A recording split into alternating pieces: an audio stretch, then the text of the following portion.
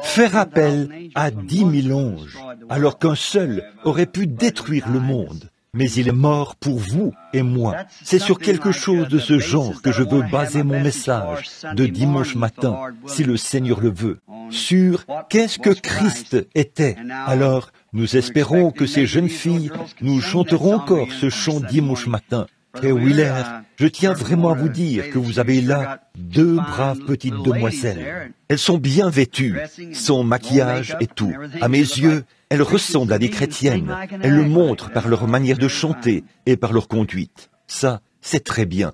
Je crois, je le disais à ma femme l'autre jour, nous avons ici un groupe de femmes vraiment soignées dans leur présentation. J'apprécie cela. Elles ont de longs cheveux, le visage propre, et elles s'habillent décemment. Chaque fois que je viens ici, j'ai de l'admiration pour vous. Je disais à Meda, j'ai parfois envie de les rassembler et de les prendre en photo pour montrer aux autres églises ce qu'il en est dans notre église ici, pour leur faire voir que lorsque nous parlons de ces choses, elles obéissent. Et cela nous donne de la joie. Ça nous fait du bien. Nous savons que lorsque nous avons des requêtes, si notre cœur ne nous condamne pas, nous avons la certitude que Dieu nous a exaucés. Ce matin, un de mes amis, qui vit très loin d'ici, on l'a couché, on l'a emmené pour le soigner. C'est à peine s'il était encore en vie. On pensait qu'il allait mourir d'un moment à l'autre. Ils m'ont appelé, c'était presque le lever du jour. Je suis sorti du lit, je me suis agenouillé, je me suis mis à prier pour le vieil homme, et par la grâce de Dieu, j'ai pu contacter cet esprit, et voici qu'il est revenu. Il s'est rétabli, il est revenu, voyez-vous, il est encore vivant parmi nous ce soir, à la gloire de Dieu. Il s'agit de notre brave frère Dow, qui a 91 ans, ça fait 21 ans qu'il a dépassé le terme de son voyage dans cette vie. Mais le Seigneur est bon et plein de miséricorde, et nous en sommes donc reconnaissants. Bon, frère Neville, nous jetons un coup d'œil l'un vers l'autre, et je sais que je n'ai plus qu'une petite, peut-être encore une seule réunion où je serai présent, dimanche. Et je ne veux pas écarter mon pasteur. J'aime vraiment beaucoup l'écouter prêcher. Dimanche soir, quand il a prêché, je vous le dis, après, je suis allé avec un ami au petit restaurant avec service au volant, pas loin d'ici, pour manger un sandwich. Frère Evans et Sœur Evans. Et là-bas, nous sommes tombés sur frère et sœur Sothman. Frère Sothman et tous ceux qui étaient là commentaient, disant que c'était un merveilleux message. Et je vous le dis, moi je m'en suis nourri pratiquement toute la semaine. Et certains ont fait remarquer que l'autruche croit être cachée. Eh bien, c'est vrai. En fait, elle se met la tête dans le sable, mais la plus grande partie de son corps reste visible. C'est à peu près ce que nous faisons parfois. Nous essayons de nous cacher la tête derrière quelque chose. Il y a toujours, peut-être que nous sommes encore visibles. Vous savez, il voit tout ce qu'il y a en nous, vous voyez. Donc, j'ai vraiment apprécié cela. Alors, je me suis dit, eh bien, j'aimerais parler à l'église. Et j'ai pensé, eh bien, Frère Neville a l'occasion de vous parler tout le temps. Alors, quand je suis là, je viens faire un tour par ici. Je ne serai pas assez hypocrite si je ne suis pas sorti faire des visites, ni rien, pour juste rester là, à la maison, quand l'église est ouverte ici. Mon désir, c'est d'être ici, parce que je vous aime. Je vous le dis, je suis vraiment un peu, le climat ici m'est hostile, et cette région m'est hostile, et je suis allergique à l'air qui circule ici. Aussitôt que cet air me frappe, j'attrape l'urticaire, sur le champ, voyez, et on ne peut absolument rien y faire. Et nous ne nous sentons pas bien comme nous sommes ici, aucun de nous. Nous, c'est à peine si l'un de nous s'est vraiment senti bien depuis que nous sommes ici, parce que nous nous sommes en quelque sorte habitués à ce climat chaud. Mais bon, ce qui m'attire ici, c'est vous tous. C'est vrai, vous tous. Vous savez, on peut trouver beaucoup d'amis, et j'en suis si reconnaissant. Je pense que si je me mettais à compter tous ceux que je connais personnellement, il serait peut-être des millions dans le monde. Une fois, quelqu'un estimait que je connaissais personnellement à peu près 10 millions de personnes. Mais il y a quelque chose dans le fait d'être chez soi, d'être avec certaines personnes.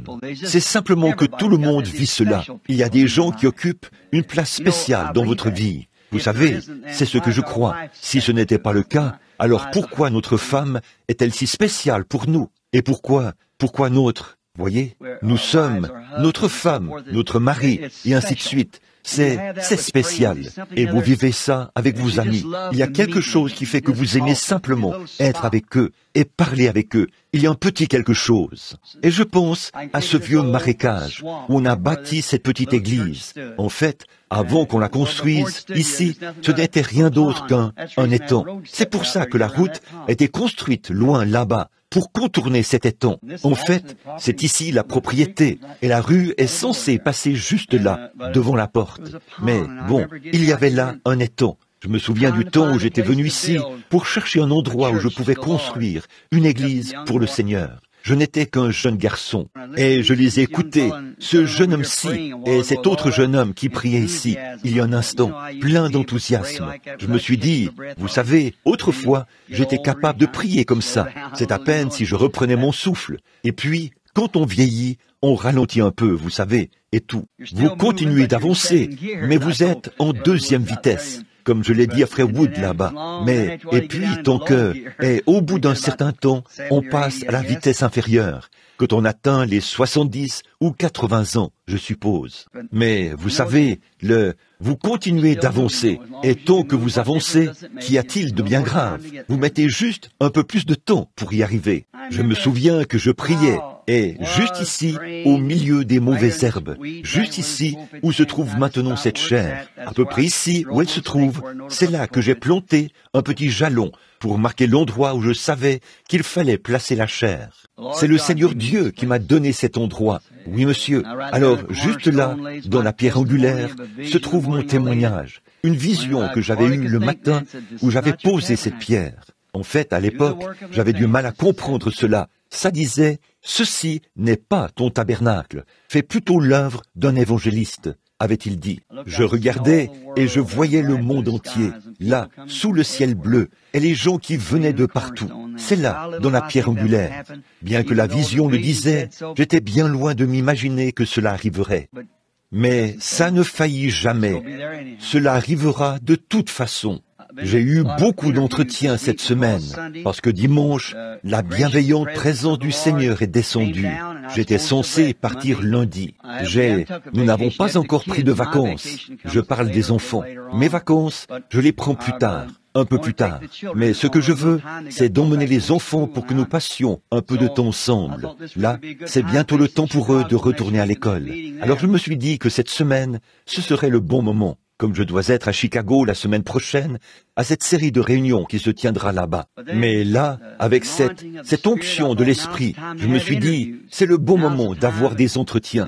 C'est maintenant le moment où je peux m'occuper de certains d'entre eux sur la liste. Et je vois là certaines des personnes que j'ai reçues dans la pièce. Elles savent si le Seigneur était avec nous ou pas. C'est étrange que pour tous ces gens, à l'exception d'une certaine femme que Billy a fait entrer pour combler une période libre, pour un entretien juste avant, une dame de Louisville qui était ici avec sa petite fille. Je pense qu'elles sont en fait membres de l'Église de Dieu de Louisville, ou quelque chose comme ça. Mais chacun de ceux qui sont venus, eh bien, avant que je quitte la maison, le Saint-Esprit m'a dit qui serait là et ce qu'ils allaient demander. J'ai noté ça sur un bout de papier et il m'a dit exactement ce qu'ils allaient demander. Leurs questions, de quelle manière ils les poseraient et la réponse qui serait donnée. Je leur disais ensuite, voici exactement ce que vous regardez là. Ce que le Saint-Esprit, il y a quelques minutes, je prenais ça sur le bureau et je disais, voyez, il m'a dit ceci avant même que vous arriviez, voyez. Mais voilà, pendant que j'étais à la maison, qui serait là, de quoi il serait question, quelle serait leur attitude et tous les détails, avant même que je quitte la maison. Il m'est déjà arrivé, et bien des fois, pendant que je venais sur la route en priant, de voir la ligne de prière défiler devant moi. Et de savoir le nom de chaque personne qui allait passer dans la ligne de prière, avant même que j'arrive ici. C'est vrai. Et de savoir même à quel endroit les gens seraient assis dans l'église, et comment ils seraient habillés, et quel aspect ils auraient. On ne dit pas tout ça aux gens.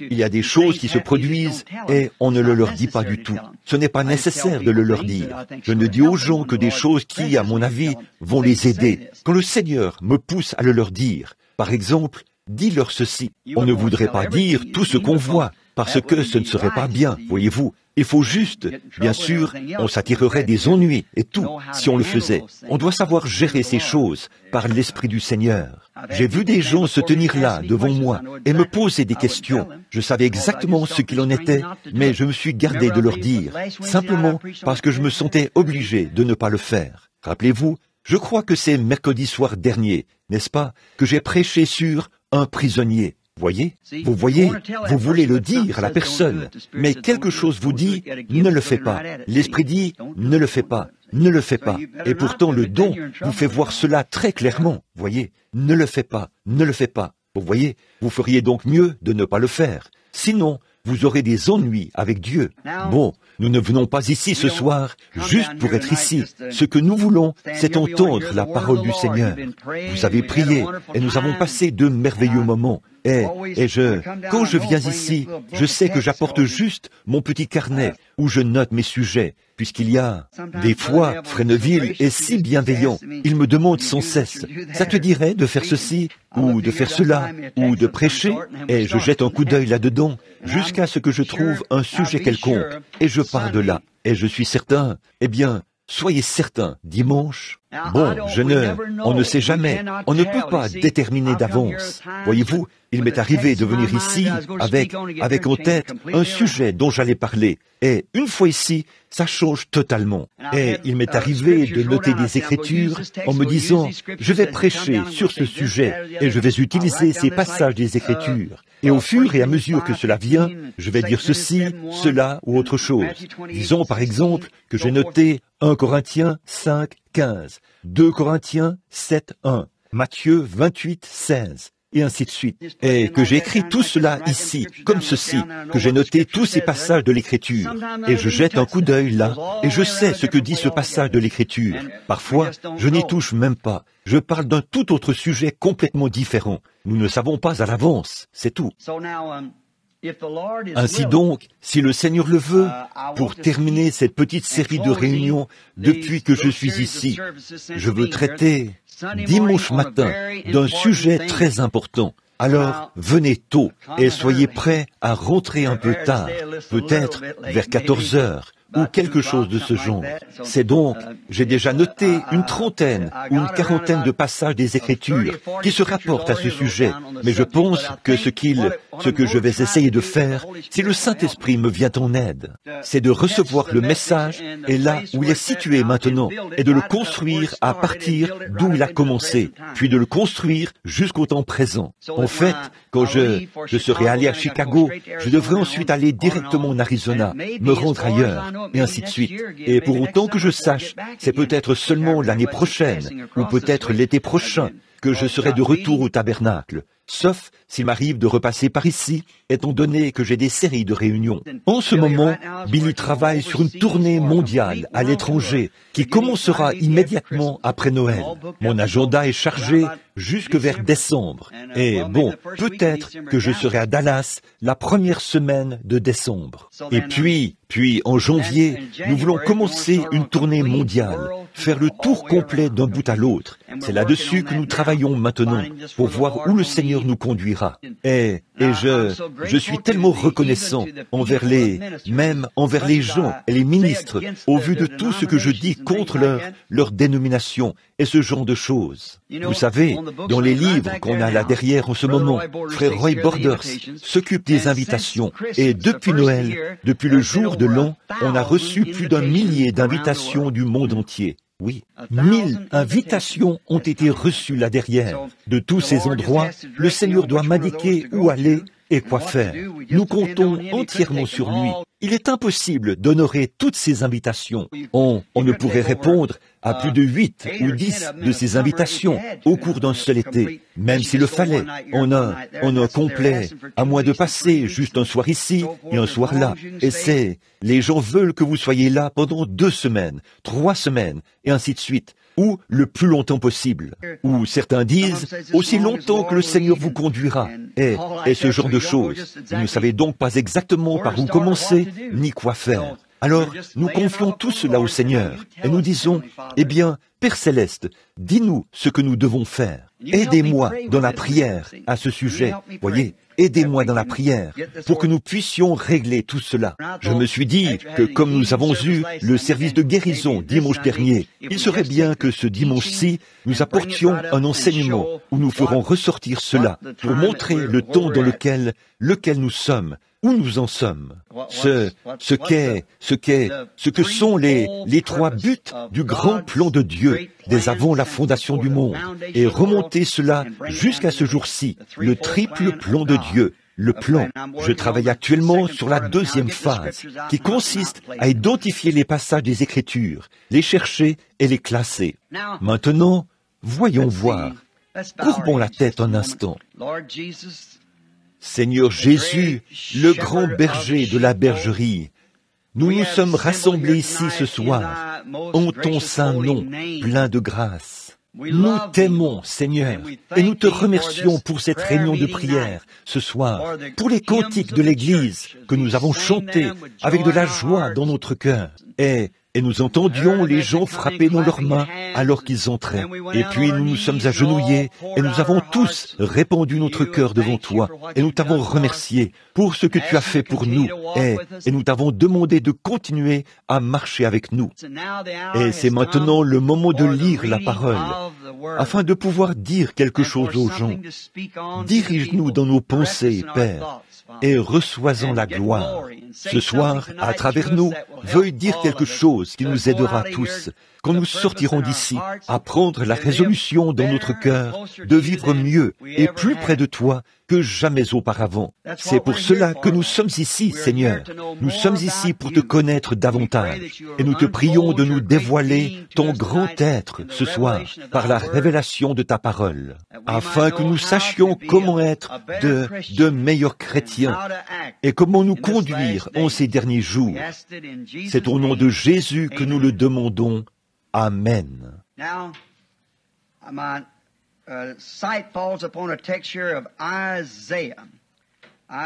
Bon, mes yeux sont tombés là, sur un passage d'Ésaïe, Ésaïe 38. Lisons dans Ésaïe 38. En ce temps-là, Ézéchias fut malade à la mort.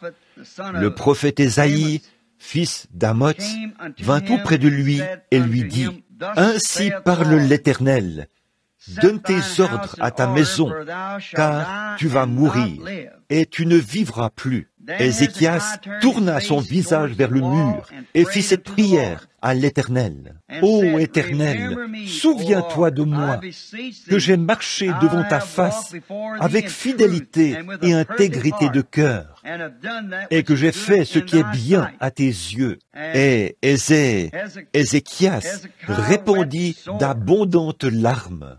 Puis la parole de l'Éternel fut adressée à Ésaïe en ces mots. « Va et dis à Ézéchias, ainsi parle l'Éternel, le Dieu de David, ton père. J'ai entendu ta prière, j'ai vu tes larmes. Voici, j'ajouterai à tes jours 15 années. » Que le Seigneur ajoute ses bénédictions à cette lecture. À mon avis, c'est un sujet très important pour un bref message comme celui-ci. Je veux l'intituler « Dieu n'appelle pas l'homme en jugement sans l'avoir d'abord averti ». Et nous voulons saisir le contexte ou la toile de fond qui se trouve ici, dans ce texte ce soir. Dieu qui avertit l'homme avant de le placer face à sa mort. Bon, tout le monde expérimente ceci. On pourrait se dire, eh bien, cet homme-ci est mort sans avoir été averti. Non, non, non. Jamais Dieu, vous ne savez pas ce qu'il y avait dans le cœur de cet homme. Vous ne savez pas ce qui s'est passé dans sa vie. Voyez, Dieu ne met jamais un homme face à sa mort sans l'avoir d'abord averti, sans le lui avoir dit. C'est quelque chose, une préparation. Dieu est souverain et il frappe au cœur de chaque homme pour lui donner l'occasion de venir. Bon, il pourrait ignorer cet avertissement et le rejeter et secouer la tête devant cela et s'en aller en disant « Bof, c'est juste un drôle de sentiment. ça va me passer. Mais c'était tout de même Dieu. C'était Dieu qui lui parlait. Et même, Dieu n'exerce jamais le jugement sur la terre sans avoir d'abord averti les gens. Dieu ne fait jamais rien sans avoir d'abord annoncé ce qu'il s'apprête à faire. Et il donne aux gens le choix, de sorte que vous pouvez faire le bien ou le mal. C'est ça, voyez. Dieu ne peut jamais changer sa nature. Son programme ne peut jamais changer par rapport à ce qu'il avait commencé, parce qu'il est infini et que son programme et ses idées sont tous parfaits. Alors, s'il le changeait, cela montrerait qu'il a augmenté son savoir. Donc, puisqu'il est infini, il ne peut pas augmenter son savoir. Sa première décision est toujours parfaite, et rien ne peut jamais changer cela. Voyez, Dieu, avant même que l'homme soit mis et eu l'occasion de faire le mal, Dieu l'a conçu de sorte qu'il est libre d'accepter ou de refuser. Il est libre de recevoir ou non. Et en passant, si ce ministre est ici, frère Baker, je crois qu'il était de ceux qui ont eu un entretien l'autre jour. J'ai ces questions, celles qu'il m'avait écrites au sujet de la semence du serpent. Je les ai sur mon bureau, là derrière, en ce moment. S'il est ici, bon, eh bien, je ne le vois nulle part pour l'instant, mais je les ai ici. Lui et sa femme, un homme et une femme très bien, mais il n'arrivait pas à comprendre certaines choses au sujet de l'enseignement de la semence du serpent par rapport à des questions sur ce que j'avais dit et sur les prédications que j'avais faites par la suite, où j'ai parlé de la fécondation et tout. Mais alors, c'est comme avec le frère, un brave homme. Ça fait juste quelques années ou 2 ans qu'il est chrétien, mais c'est juste qu'il ne comprenait pas. Voyez-vous, c'est difficile si vous devez compter sur le Saint-Esprit, parce que cette Bible est écrite sous forme d'énigme. Vous ne pouvez pas juste vous asseoir et la lire comme un journal. C'est caché. Oui, monsieur. Comment pourriez-vous justifier Dieu lorsque, s'adressant Moïse là-haut, il lui a dit, « Eh bien, ne te fais point d'image taillée dans ses commandements, ni de représentation des choses qui sont dans le ciel, aucun ange, ni de quoi que ce soit d'autre. Ne fais point d'image taillée. » Et pourtant, le même jour, il lui a dit de faire 2 anges d'airain et de les placer sur le propitiatoire, là où on trouve miséricorde. Voyez, vous devez connaître Dieu et sa nature avant de pouvoir comprendre sa parole. Il tient lui-même la clé de cette parole, et il est le seul qui puisse la manier et l'ouvrir. C'est donc lui qui doit la révéler. Et donc là, nous voyons que c'était sa nature de toujours avertir un homme avant le jugement, avertir une nation avant le jugement, etc. Il donne toujours son avertissement pour nous rappeler une responsabilité. Nous sommes responsables. Il y a une raison pour laquelle Dieu nous a mis ici, sur terre. Et cette raison pour laquelle il nous a mis ici, nous sommes responsables devant lui à cause de cette raison-là. Vous devez vous adresser à lui pour savoir ce qu'il veut que vous fassiez. Voyez? Sinon, si vous alliez travailler pour un homme, qu'il vous donne un travail dans un ranch ou quelque chose, et vous allez simplement dans la grange, vous vous asseyez là et vous dites, eh bien, voyez-vous, il faut aller lui demander ce qu'il veut que vous fassiez, et ensuite, faites-le. Si vous travaillez pour un homme, renseignez-vous pour savoir quelles sont vos tâches. Alors, si notre vie doit se passer ici, sur la terre, eh bien, nous devons aller vers celui qui nous a mis ici. Seigneur, que veux-tu que je fasse? Que dois-je faire? Pourquoi suis-je ici? Si vous devez être femme au foyer, plongeur, si vous devez être ce que Dieu veut que vous fassiez, faites-le du mieux que vous pouvez, même si c'est modeste. Peu importe, même si c'est modeste, vous devez le faire. Vous dites, eh bien, le problème c'est que nous voulons tous faire le travail de l'autre. Nous voulons tous porter le ballon, comme on dit. Voyez-vous, comme cette montre ici. Bon, chaque petit mouvement dans cette montre a sa place. Or, toutes les parties ne peuvent pas être les aiguilles. Maintenant, je regarde seulement les aiguilles pour voir l'heure qu'il est. Mais si l'un des petits rouages qui sont à l'intérieur ne fonctionne plus, elle ne donnera pas l'heure exacte. Et c'est pareil pour les gens. Nous tous, le corps de Christ doit être dans sa position, en harmonie. Voyez, Et ainsi, nous pouvons regarder autour et voir l'heure qu'il est. Voyez? C'est alors que le monde regarde pour voir ce qu'il en est. Voyez? Mais il vous observe, et si vous n'êtes qu'un petit ressort spiral, un ressort moteur, ou quoi que vous soyez, faites vraiment ce travail du mieux que vous pouvez. Donc, parce que nous avons une responsabilité pour laquelle nous devrons un jour rendre des comptes à Dieu. Tous les hommes qui sont venus sur la face de la terre ont à rendre des comptes à Dieu pour une responsabilité. Et pour beaucoup d'entre nous, une administration dont nous aurons à répondre. Nous, cette responsabilité est une administration que Dieu nous a confiée, peu m'importe ce que c'est. Comme je l'ai dit il y a quelques instants, une femme au foyer. Alors, soyez une véritable femme au foyer. C'est vrai, s'il s'agit d'être fermier, soyez un véritable fermier. Peu importe ce que Dieu vous a mandaté de faire, vous en êtes l'administrateur et vous devrez rendre des comptes à Dieu pour cela. Parce qu'il faut toutes ces choses pour le faire. Il avait été dit à Ézéchias de mettre sa vie en ordre et de se préparer, parce qu'il allait rencontrer son Créateur. Or, Ézéchias était un roi, un grand homme. Avez-vous remarqué sa supplication ici? Seigneur, je te supplie d'avoir égard à moi. J'ai marché devant toi avec intégrité de cœur. Quel témoignage que cela pour nous aujourd'hui. Et cela devrait l'être. Un homme qui marche devant Dieu. Même la sentence de mort avait été prononcée contre cet homme. Et Dieu a quand même changé d'avis à son sujet. Parce qu'Ézéchias avait l'intention de faire quelque chose. Et Dieu a dit qu'il nous donnerait ce que notre cœur désire. L'heure avait sonné pour Ézéchias. Il avait un cancer ou quelque chose de ce genre.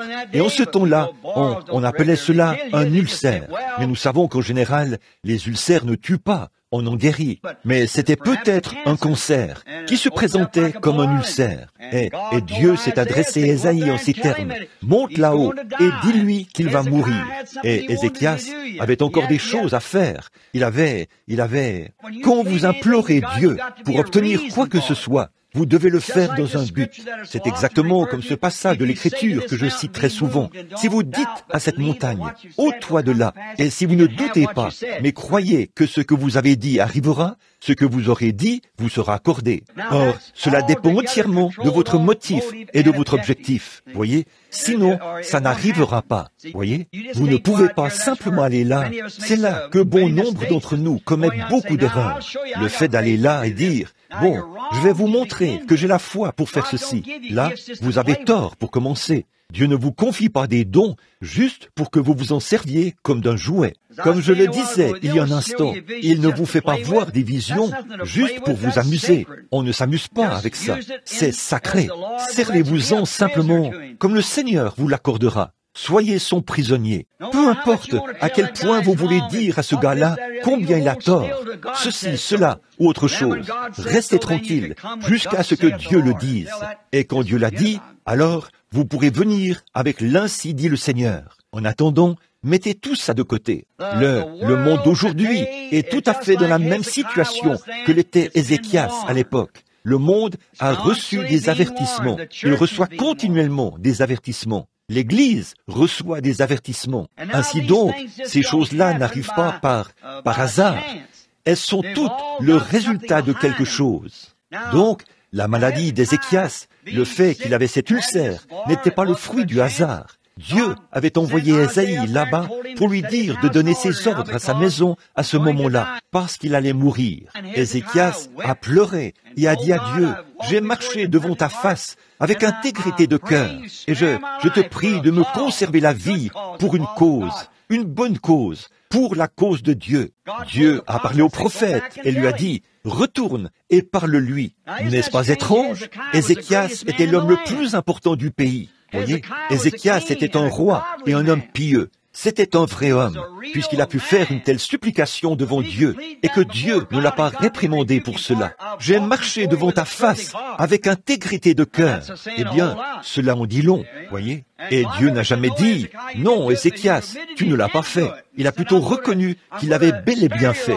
Et il a dit, je vais te conserver la vie un peu plus longtemps. Voyez, je vais t'accorder ta demande. Voyez, parce qu'il avait été un homme juste. Il avait été un vrai serviteur de Christ. Ainsi donc, nous avons ce sentiment que nous avons le droit de demander quelque chose quand notre objectif est juste et que notre motif l'est aussi. Or, nous voyons aujourd'hui que depuis de nombreuses années, je dirais depuis 15 ans, voire plus, un avertissement a continuellement été lancé d'un bout à l'autre du pays. Repentez-vous, sinon vous périrez. Remarquez, aujourd'hui je parlais à ma femme, tôt ce matin, tôt, au petit déjeuner, nous étions là, à table, à causer avant que je parte. J'ai dit, ma femme, elle parlait de Billy Graham et de sa femme, et disait combien ils essayent de vivre dans la simplicité et tout. J'ai dit, voilà un vrai serviteur, quelqu'un qui ne cherche pas. Pourtant, c'est un homme qui gagne peut-être 2 ou 3 millions de dollars par an dans ses campagnes, mais il ne les prend pas. C'est à sa fondation qu'on verse cela, et on réinvestit cela dans l'œuvre, dans les émissions et tout. Quant à Billy, il reçoit environ 25 000 dollars par année. Elle a dit, comment arriverait-il à dépenser 25 000 dollars par année? J'ai dit, il prend juste ce qu'il lui faut, c'est tout. Il a une maison à payer et tout.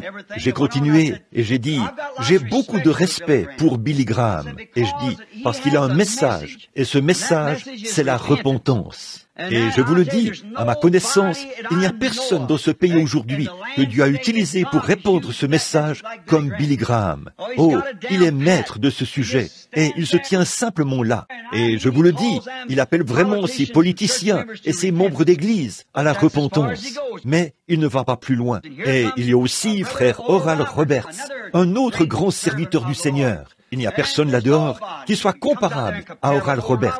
Cette ténacité de bulldog avec laquelle il chasse les mauvais esprits en invoquant le nom du Seigneur. Et ces petites sensations et tout, au sujet de la guérison divine. C'est tout à fait juste. Il y a un messager pour les pentecôtistes.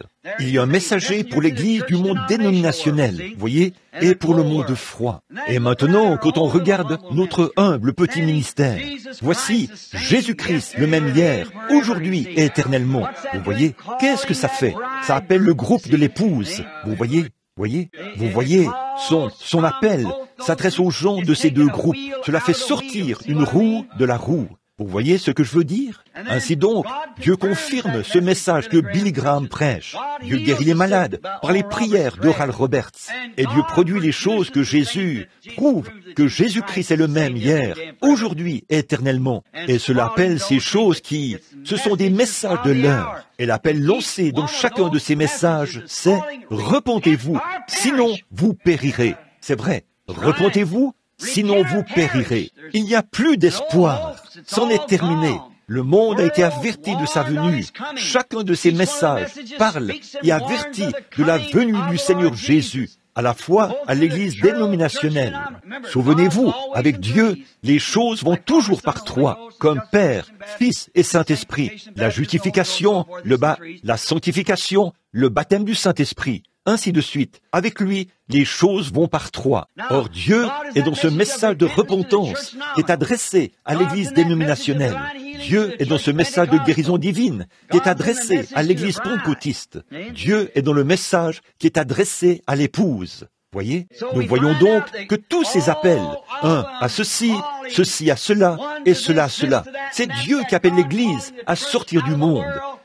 L'appel de l'Église à sortir de l'Église dénominationnelle pour aller chez les pentecôtistes, et l'appel de l'épouse à sortir des pentecôtistes. Voyez, c'est comme Luther, puis Wesley et maintenant. Voyez, tous les types sont parfaits. Et il n'y a pas d'erreur à ce sujet. J'ai parlé de tous les tenants et les aboutissants de cela, de long en large. Je l'ai prouvé par l'Écriture et j'en ai donné la chronologie. Et nous savons sans l'ombre d'un doute que c'est la vérité absolue. Voyez, il n'y a pas d'erreur. Dimanche, j'espère que Dieu fera pénétrer cela si profondément que vous ne pourrez plus jamais vous en détacher. Voyez? Maintenant, voici que Dieu donne un avertissement. Préparez-vous à un jugement. Les bombes atomiques sont dans les silos. Tout est prêt. Et Dieu, avant de permettre que cela se produise, il lance un appel d'un bout à l'autre, comme il l'a fait à Sodome. Sortez de là, préparez-vous. Quelque chose est sur le point de se produire, comme du temps de Noé. avant que Dieu envoie les eaux pour détruire le monde, du temps du gigantesque monde antédiluvien, qui était tombé dans le péché, et dont Jésus a clairement dit que c'était un temps comme celui-ci. Ce qui arriva du temps de Noé arrivera de même à la venue du Fils de l'homme. Les femmes se déchaînent, les gens se marient et marient leurs enfants. Il y a de grandes réalisations scientifiques. Les gens intelligents et instruits se rangent du côté des intellectuels, et le petit troupeau humble est à l'écart, dans son coin, et il attend ce jugement imminent et le moyen d'y échapper. Et Dieu, avant d'envoyer ce jugement, il envoie d'abord un prophète. Oui, exactement comme il l'a fait avec Ézéchias. Il lui a dit, « Prépare-toi, car les jugements sont sur le point de s'abattre. » Il a préparé les gens pour ce moment-là. Noé a préparé les gens, et c'était un appel de miséricorde avant le jugement. Ninive a reçu un avertissement avant que le leur arrive. Dieu a baissé son regard sur Ninive et a dit, « J'en ai assez de ces choses. Je vois que là, dans tout ce grand monde païen, ces gens des nations, leur ville, comme ça se faisait à l'époque, le jugement se faisait par ville. Aujourd'hui, c'est par nation. Maintenant que les populations se sont multipliées, comme on le voit, il a dit, cette grande ville s'est entièrement livrée au péché. Dieu, avant d'envoyer le jugement, il aura envoyé un message d'avertissement. Sortez de là, mettez-vous en règle. Regardez bien, le prophète n'a rien dit d'autre que de l'heure. Il leur a dit, dans 40 jours, cette ville sera détruite. Et, comme il est parfois difficile de faire cela, de dire cela aux gens. Si le prophète ne prend pas garde, il va avoir des ennuis, parce qu'il va en quelque sorte pencher d'un côté, à force de chercher à adoucir les choses, ou à faire un peu de compromis ici et là. Mais le vrai prophète, qui a reçu l'ordre de Dieu, ne devrait jamais faire de compromis sur quoi que ce soit. Il devrait absolument livrer le message tel quel. C'est pour ça qu'il a tant utilisé l'esprit d'Élie, voyez-vous, parce que cet esprit a toujours exécuté ses ordres. Voyez-vous, vous voyez, il a toujours transmis ses ordres à la lettre, et cela a toujours été « revenez à la parole ». Voyez, il a toujours été question de les ramener à la parole. Maintenant, nous voyons que Ninive était dans le péché, et le prophète hésitait, parce que c'était un monde païen, voyez. C'était une nation païenne, un peuple des nations, pas le sien. Ces gens-là n'étaient pas des Hébreux, c'étaient des gens des nations. Ninive était un grand port maritime et commercial, avec de grandes industries de pêche. Ces gens-là vivaient de la pêche. Et ils avaient, ce pays-là devait être un grand lieu de péché. L'argent y coulait à flot. Et là où l'argent abonde, et que les gens sont tournés vers les idées populaires du moment, le péché s'installe toujours. Et la violence aussi. Dieu en avait assez. Il avait donc un prophète dans le pays. Et il a dit à son prophète, « Descends là-bas à Ninive, proclame et dis ceci, dans 40 jours, cette ville sera détruite. » Bon, là, Jonas s'est dit, « Il me semble que je pourrais avoir quelques ennuis. » Aussi voulait-il en être certain davantage. Il s'est donc dit qu'il ferait mieux de prendre de petites vacances et de se rendre à Tarsis. Et nous voyons que il ne restait plus que 40 jours. Voyez, le message est donc urgent. L'heure est proche. Ne perdez pas votre temps à faire autre chose, à acquérir une licence en lettres ou à faire des découvertes. L'heure est proche.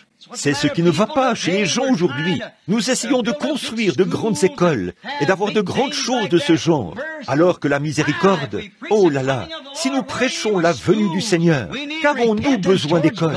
Ce qu'il nous faut, c'est la repentance envers Dieu. Voyez, comme Hudson Taylor l'a dit aux jeunes missionnaires, il a dit, ou un jeune Chinois qui était venu le voir, et lui avait dit, « Monsieur Taylor, avait-il dit, le Seigneur Jésus m'a rempli de son esprit. » Il a ajouté, « Je suis si heureux. » Il a dit, « Devrais-je aller étudier pendant 10 années afin d'obtenir des diplômes et tout ?» Il lui a dit, « Fiston, n'attends pas d'obtenir des diplômes. Si la chandelle est allumée, va l'annoncer, va l'annoncer. N'attends pas d'avoir de diplôme. Non, avant d'avoir obtenu tes diplômes, ta chandelle sera à moitié consumée. Disons, du moment où elle est allumée, si vous ne savez rien d'autre, dites simplement comment elle a été allumée et ne cherchez pas à prendre la place de quelqu'un d'autre ou la place de quelque chose. Quand vous savez quelque chose, dites simplement ce que vous savez être la vérité. Voici comment c'est venu sur moi et voici ce que j'ai ressenti à ce sujet. C'est, si vous n'en savez pas plus, dites cela. Allons-y, le message est urgent, l'heure est proche. Et si Ésaïe avait dit, bon, je vais d'abord attendre pour voir comment il se porte avec ses pulsaires, vous voyez, pour voir comment cela, vous voyez, Dieu lui a dit, monte là-bas et dis-le lui tout de suite, vous voyez. Et il a dit à Jonas d'y aller. Oh là là! Et quand il se retrouvait sur cet océan, en haute mer, et que le navire est resté bloqué dans la tempête, alors qu'ils avaient hissé la voile, et qu'ils ne faisaient que tourner en rond, ils se demandaient ce qui n'allait pas. Mais ils n'arrivaient pas à comprendre. On aurait dit que le bateau se gorgeait d'eau, et chacun invoquait son Dieu. Et bien vite, Jonas était en vacances. Alors il s'est dit qu'il ferait mieux de dormir. Il a dû descendre au fond du navire. S'est allongé là, les pieds relevés, et s'est endormi. Et on lui a dit, « Réveille-toi, fainéant, invoque ton Dieu !» Jonas savait ce qui n'allait pas. Tout comme chaque homme aujourd'hui sait ce qui ne va pas. Voyez? Et il a dit, tout ça, c'est à cause de moi. Prenez-moi, liez-moi les mains, jetez-moi à la mer, et alors ce malheur cessera. Comme ils étaient plutôt du genre gentleman, ils ne voulaient pas le faire. Mais ils ont découvert que c'était un prophète, et qu'il savait de quoi il parlait. Il a dit, je me disais que je ferais mieux d'aller d'abord en vacances. Mais le Seigneur ne veut pas que je prenne ces vacances. Il faut que j'aille là-bas. J'ai un travail à faire. Je pensais me reposer un peu avant d'y aller. Mais il faut que j'y aille. Le message est urgent. Il faut que j'y aille. J'imagine que lorsque ce poisson qui avait été préparé a reçu Jonas dans son ventre, il a fait demi-tour, a éclaboussé tout le pays et a filé vers Ninive aussi vite qu'il le pouvait. Dieu transportait ce message là-bas par ce poisson qui avait été préparé. Et il a filé vers Ninive aussi vite qu'il le pouvait, parce qu'il avait le messager à bord. Et il lui fallait l'emmener là-bas. Il avait emprunté le mauvais navire, mais Dieu avait pourvu d'un navire pour lui. Ainsi, vous savez, Dieu est capable de faire de grandes choses si seulement nous l'écoutons. Voyez, il pourvoira d'un moyen là où il n'y a aucun moyen. Il est le moyen. Voyez? Et quand le message est vraiment urgent, comme il est aujourd'hui, Dieu pourvoit d'un moyen. Nous remarquons aussi qu'Amos, j'ai prêché sur cet homme, Amos. Si un de ces jours, vous voulez lire son histoire, c'est très beau. Lisez l'histoire d'Amos, dans Amos chapitre 1. Il est lui aussi un type montrant qu'il y a des avertissements avant que le jugement frappe le péché. Ainsi, la ville qu'il allait mettre en garde là-bas était habitée par une bande de Juifs qui étaient en quelque sorte sortis des sentiers battus et on avait fait un grand centre touristique. Et j'imagine bien, comme je l'ai illustré ce matin-là, alors que je parlais de lui, qu'une fois que sa tête chauve apparut sur le sommet de la colline, il a dû plisser ses petits yeux, il a baissé le regard. Il a vu le péché de cette grande nation et de ce peuple, alors qu'il passait ses doigts dans sa barbe blanche, comme ça. Oh, quelle affaire! Mais personne ne savait d'où il venait. Personne ne connaissait ses prophètes. Ils surgissent simplement de quelque part et repartent de la même manière. Mais il est entré dans la ville en criant « Ainsi dit le Seigneur !» Repentez-vous, sinon vous périrez, car Dieu va détruire cette nation. Il va rayer cet endroit de la terre. Vous avez passé un accord avec votre ennemi, et vous croyez être en paix avec votre ennemi. Mais entre-temps, les Assyriens sont là, en train de se fortifier. Deux personnes ne peuvent pas marcher ensemble sans être d'accord.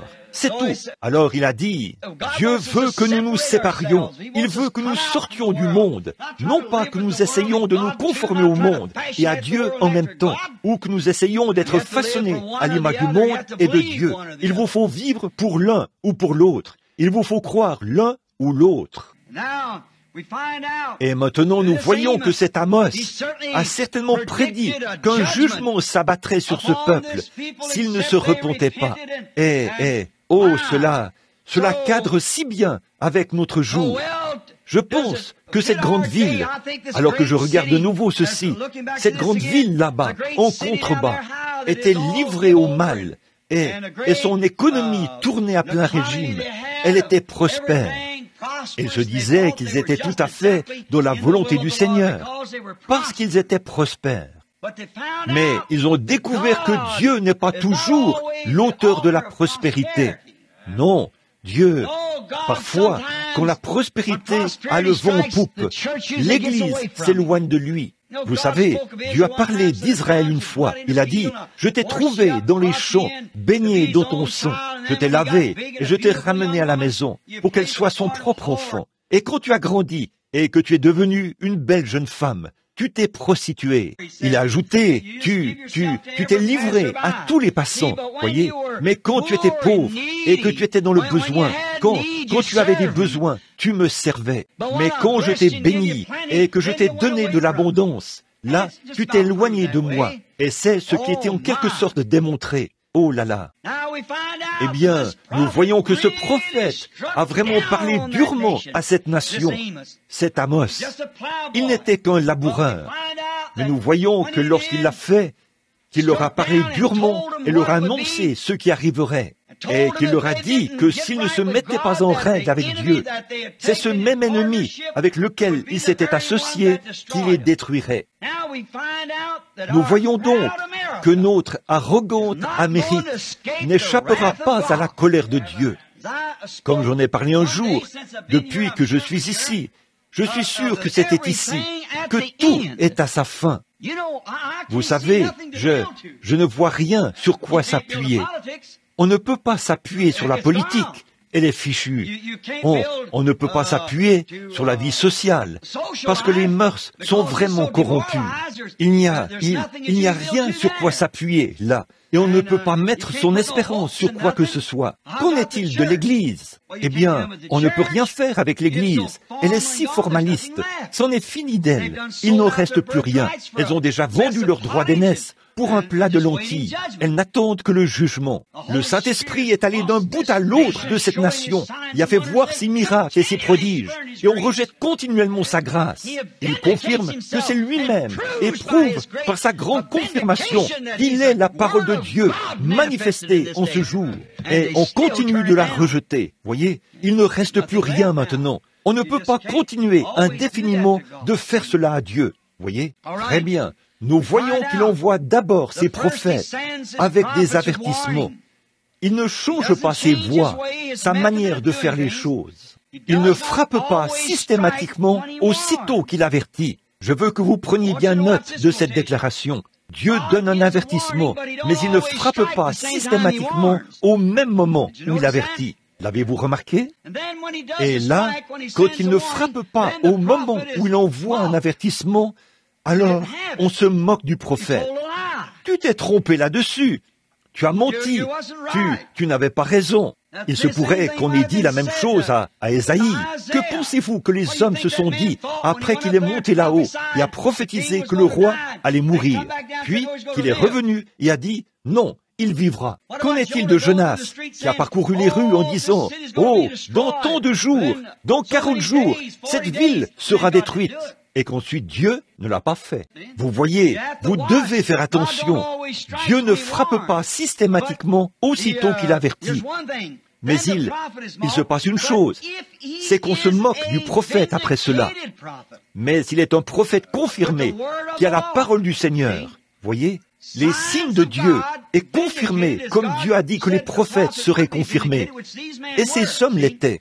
Voyez, sa parole n'est pas de lui, mais elle est de Dieu, et elle s'accomplira. Elle doit s'accomplir, si c'est la parole de Dieu. Il n'y a qu'une seule chose qui puisse l'arrêter, une prompte repentance. Remarquez, Amos, lui, il a vécu pour voir l'accomplissement de sa prophétie. Mais quand Amos a parlé de cette ville et de la manière dont cela arriverait, que Dieu ferait venir les Syriens pour s'emparer d'eux, et ainsi de suite, et que c'est leur propre corruption qui les perdrait. Bon, je crois que si c'est bien cela, je suis en fait en train de parcourir l'Écriture. Et si j'ai bien compté, près de 50 ans se sont écoulés après qu'Amos a donné cette prophétie. Bon, là, qu'en pensez-vous? Toute une génération est passée avant que la prophétie d'Amos s'accomplisse. Mais si vous lisez ça ici, vous verrez que ce qu'il a dit, c'est littéralement accompli mot pour mot. Voyez? Jean a vu le livre de l'Apocalypse. Ça ne s'est pas du tout accompli en son temps, mais nous voyons cela s'accomplir à la lettre. Voyez, Daniel a prophétisé pour l'époque, pour son époque, et pour les époques qui suivent, jusqu'à la fin. Il n'a pas vécu pour en voir l'accomplissement. Il a dit, va, Daniel, tiens secret le livre, et ferme le livre, et tu te reposeras au milieu de ton héritage. Mais en ce jour-là, tu seras debout. Voyez? Maintenant, voyez-vous, on n'est pas toujours, Dieu frappe dès qu'il prophétise. La prophétie d'Amos, comme je l'ai dit, c'est 50 ans plus tard qu'elle s'est accomplie. Mais elle s'est bel et bien accomplie.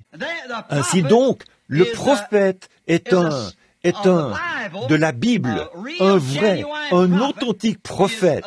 C'est quelqu'un de spécial. Pas spécial parce qu'il est différent de qui que ce soit d'autre, mais c'est qu'il a un travail spécial, voyez, et comme il a une commission spéciale, il doit être spécial, un peu à part des autres, pour pouvoir le faire. C'est comme Dieu qui compare ses prophètes à un aigle. Bon, un aigle est un oiseau spécial. C'est juste un oiseau, mais c'est un oiseau spécial. Il peut voler plus haut que les autres oiseaux. Il peut voir plus loin que les autres oiseaux. Et pour qu'il puisse monter si haut, il faut qu'il soit bâti de sorte à pouvoir monter très haut. Et à quoi cela lui servirait-il de monter là-haut s'il ne peut pas voir ce qu'il fait après y être monté? Voyez, il doit donc être un oiseau spécialement conçu. Voyez, il fait en quelque sorte partie de la race des faucons. C'est un éventreur avec son bec. Et il mange beaucoup d'entre eux sont des charognards. Il existe une 40aine d'espèces d'aigles. Mais voyez-vous, dans l'Église, il y a le pasteur. Et ce pasteur est une personne spéciale. Il est bâti de façon à supporter les mécontentements des gens. Il est un porteur de fardeau. Il est le bœuf de l'équipe. C'est un homme qui peut s'asseoir quand quelqu'un a quelque chose contre quelqu'un d'autre. Il peut s'asseoir avec les deux familles, sans prendre parti pour l'une ou l'autre, raisonner la chose et les amener à se réconcilier en douceur. Voyez, c'est un pasteur. Il sait comment régler les situations. L'évangéliste est un homme spécial. C'est un homme qui brûle comme une boule de feu. Il va dans une ville, prêche son message, puis sort de là et va ailleurs. Voyez, c'est un homme spécial. L'enseignant est un homme spécial. Il entre dans l'onction de l'Esprit et il est capable de prendre les éléments de la parole et de les faire concorder par le Saint-Esprit. Et ni le pasteur, ni l'évangéliste ne peut se comparer à lui. Puis nous voyons que l'apôtre est un homme spécial.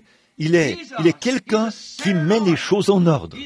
C'est un homme que Dieu envoie pour mettre les choses en ordre. Le prophète est un homme spécial. Un prophète est un homme à qui vient la parole du Seigneur. Parce que le prophète est ainsi conçu, sa vie, que son subconscient et sa conscience sont si rapprochés qu'il n'a pas besoin de s'endormir pour avoir un songe. Il le voit tout en étant éveillé. Voyez, là, c'est quelque chose que Dieu doit faire. Voyez-vous, il voit ce qui se passe. Un prophète voit longtemps à l'avance, voyez, les choses qui sont à venir. Il voit la coupe de la colère de Dieu à son comble avant qu'elle ne le soit. Il peut dire, « Ainsi dit le Seigneur, Dieu détruira cette ville si vous ne vous repentez pas. » Pourquoi? Il est un aigle. Il monte très loin dans les hauteurs, voyez.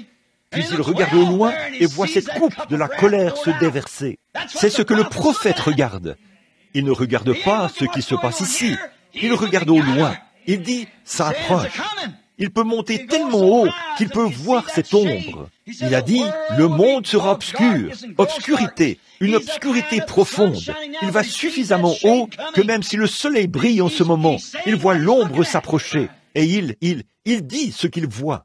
Ce n'est pas encore là, mais c'est certain que ça viendra. C'est vrai, ça viendra. L'obscurité profonde descendra sur les gens. Il sait que ça vient. Même des années avant que cela arrive, il le voit. Amos, ce prophète loin de Dieu, a vu les ténèbres et le jugement. Il a vu la Syrie venir avec ses chars et tout détruire dans le pays, massacrer ces gens. Il a vu venir cela et le jugement de Dieu s'abattre sur eux. Et ça, 50 ans avant que cela arrive. Mais voyez-vous, puisqu'il était prophète, il avait été élevé en esprit et avait vu cela longtemps à l'avance. Voyez, il a vu la coupe à son comble avant même qu'elle soit remplie. Comme avec Abraham. Dieu avait dit à Abraham, ta postérité viendra dans ce pays et y séjournera pendant 400 ans. Et ensuite, je les en ferai sortir par une main puissante, parce que l'iniquité des Amoréens n'est pas encore à son comble.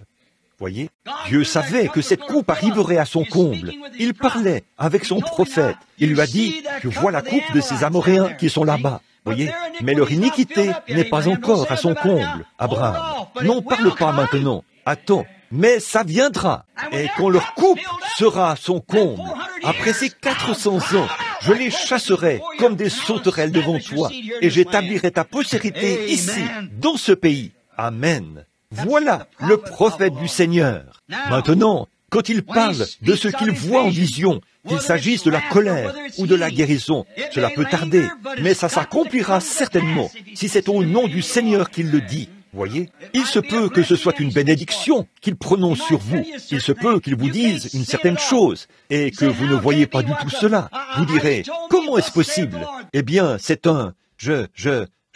il m'a dit, ainsi dit le Seigneur. Ceci arrivera et cela arrivera. Et ce n'est pas arrivé. Cet homme s'est trompé. Là, vous serez jugés pour ne pas y avoir cru.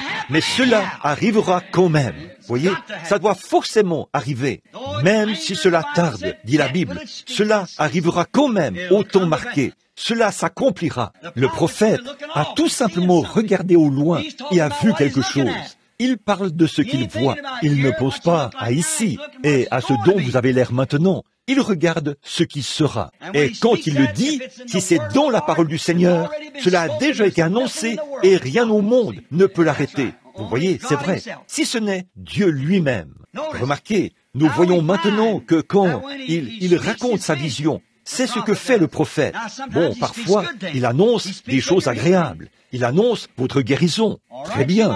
Vous pourriez vous dire, ça ne peut pas du tout arriver. Je ne me sens pas mieux. Alors, qu'est-ce que cela fait? Cela fait simplement que les jugements de Dieu s'abattent sur vous. C'est vrai. Voyez, Jésus a promis de vous sauver si vous y croyez. Si vous n'y croyez pas, cela ne s'accomplira pas pour vous. Vous devez l'accepter. Vous devez y croire. Voyez, et vous devez savoir d'où cela vient. C'est ce qui vous fait avoir la foi en Dieu ou en votre prophète. Voyez, vous devez y croire. Et maintenant, nous voyons ici que ces prophètes qui ont annoncé des choses, ils les ont annoncées, et ce qu'ils ont dit, c'est accompli. Et si la colère de Dieu se déverse sur les gens, il n'y a qu'une seule chose. Si ce prophète dit que quelque chose arrivera, il n'y a qu'une seule chose qui arrêtera la main de Dieu. C'est la repentance. C'est la repentance envers Dieu qui arrête sa colère. Bon, n'attendez pas.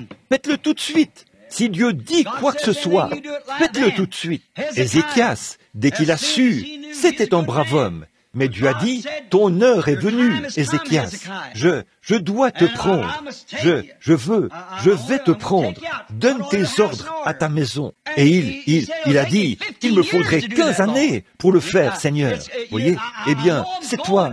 Je sais que je m'en vais, mais il me faudra 15 années pour donner mes ordres à ma maison. Je ne peux pas le faire maintenant. Je n'ai pas assez de temps pour le faire. Je ne peux tout simplement pas arriver à le faire. Seigneur, accorde-moi de vivre encore 15 années pour que je puisse le faire. Je ne peux pas mettre ma maison. Voyez, la commission de Dieu, c'était « Donne tes ordres à ta maison. Et Ézéchias a dit, il m'est impossible de le faire cette année.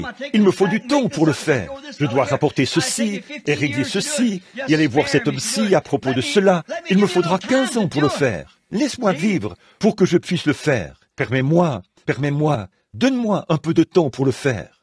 Voyez? Alors Dieu a dit, je serai indulgent. Mais il allait quand même mourir, voyez-vous. Et encore là, il a pris tout son temps et il a rétrogradé pendant cette période-là, voyez. Et il aurait mieux valu qu'il s'en soit allé sans que cela ait été mis en ordre. C'est vrai, mais il lui avait donné 15 années de plus pour donner ses ordres à sa maison. En effet, rapidement, qu'a-t-il fait? Il a dit, « Seigneur, je suis long. Il me faut 15 années pour le faire. Tu m'as chargé de donner mes ordres à ma maison. Je ne peux pas y parvenir avant 15 ans, parce que j'ai un prêt ici, et j'ai ceci ici, et j'ai ceci à faire ici. » Bon, c'était un saint homme, et la parole de Dieu devait s'accomplir de toute façon. Elle allait quand même s'accomplir, mais il a juste suspendu cela pour un temps, voyez. Il a arrêté à son égard. Et pendant ces périodes, il a commis un péché. Il a dit, je ne le ferai pas venir sur lui, mais je ferai retomber cela sur ses enfants. Vous connaissez l'histoire. Là, nous voyons que parfois, une repentance rapide retient temporairement la colère. Bon, nous voyons que Ninive, Dieu avait dit, va là-bas et crie contre cette ville. Dis-leur, si, dans 40 jours, elle sera détruite. Et, oh, comme ils se sont repentis dès qu'ils ont vu ce prophète parcourir les rues en disant, « Ainsi dit le Seigneur, dans 40 jours, ce lieu sera détruit, ce lieu sera détruit. » Même le roi a ordonné un jeûne dans tout le pays, un deuil. Enveloppez-vous d'un sac et couvrez-vous de cendres, non seulement votre tête, votre corps et votre chair, mais aussi sur votre bétail, sur vos bêtes dans les champs. Mettez la cendre et le sac. Quelle repentance! Maintenant, quand nous regardons ces cas-là, nous remarquons que si le prophète n'est pas très vigilant, voyez, s'il ne reprend pas ses esprits pour aller vers Dieu, vous verrez qu'il se passera quelque chose juste là. Si l'on n'est pas vigilant, eh bien, regardez Ésaïe, il avait simplement donné sa prophétie et était retourné dans sa petite hutte au désert. Et quand il a fait, le Seigneur n'a pas répondu au roi qui priait. Il a une manière de faire les choses. Il y avait un prophète dans le pays. La parole du Seigneur vient à son prophète. Il est allé là-bas et a dit, « Ésaïe, retourne lui dire que j'ai entendu sa prière. J'ai bien compris qu'il se dit qu'il lui faudra 15 ans pour faire cela. J'ai vu les larmes qu'il a versées, parce qu'il veut absolument faire son travail. Il lui faudra 15 ans, a-t-il dit, pour le faire.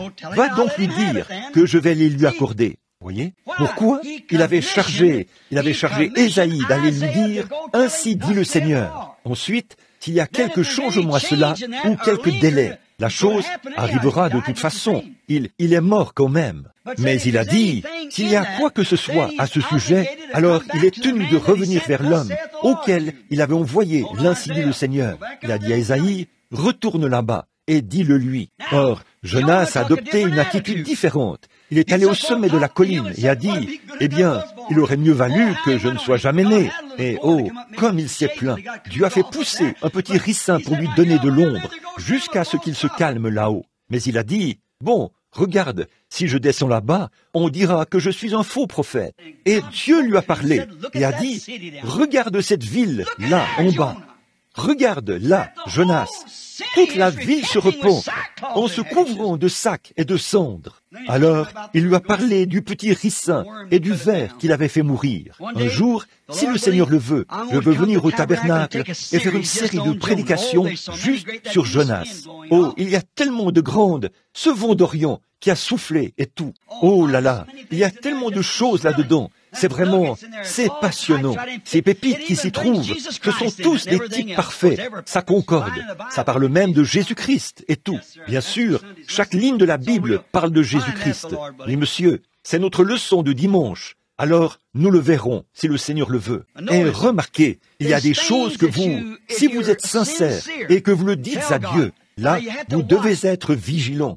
Bon, je veux vous présenter un autre Jonas, ici, sur l'estrade, ce soir. Un soir, des gens sont venus ici. La dame est peut-être ici ce soir. Des membres de sa famille. Je ne la nommerai donc pas. vous sauriez probablement de qui il s'agit. Mais ils sont venus ici. C'est un groupe de gens très bien, du Kentucky. Ils viennent ici depuis des années. Mais ces gens, c'étaient des gens bien, de bons amis à moi. Oh, c'était de vrais amis à moi. Mais c'était ce genre de personnes qui, lorsqu'un réveil était en cours, ils pouvaient venir à l'église. Lorsque le réveil se terminait et que la charge était lourde, personne ne faisait d'effort. Et tous les enfants avaient été inscrits ici sur les registres dès leur naissance. Ils avaient quand nous avions ces classes et tout.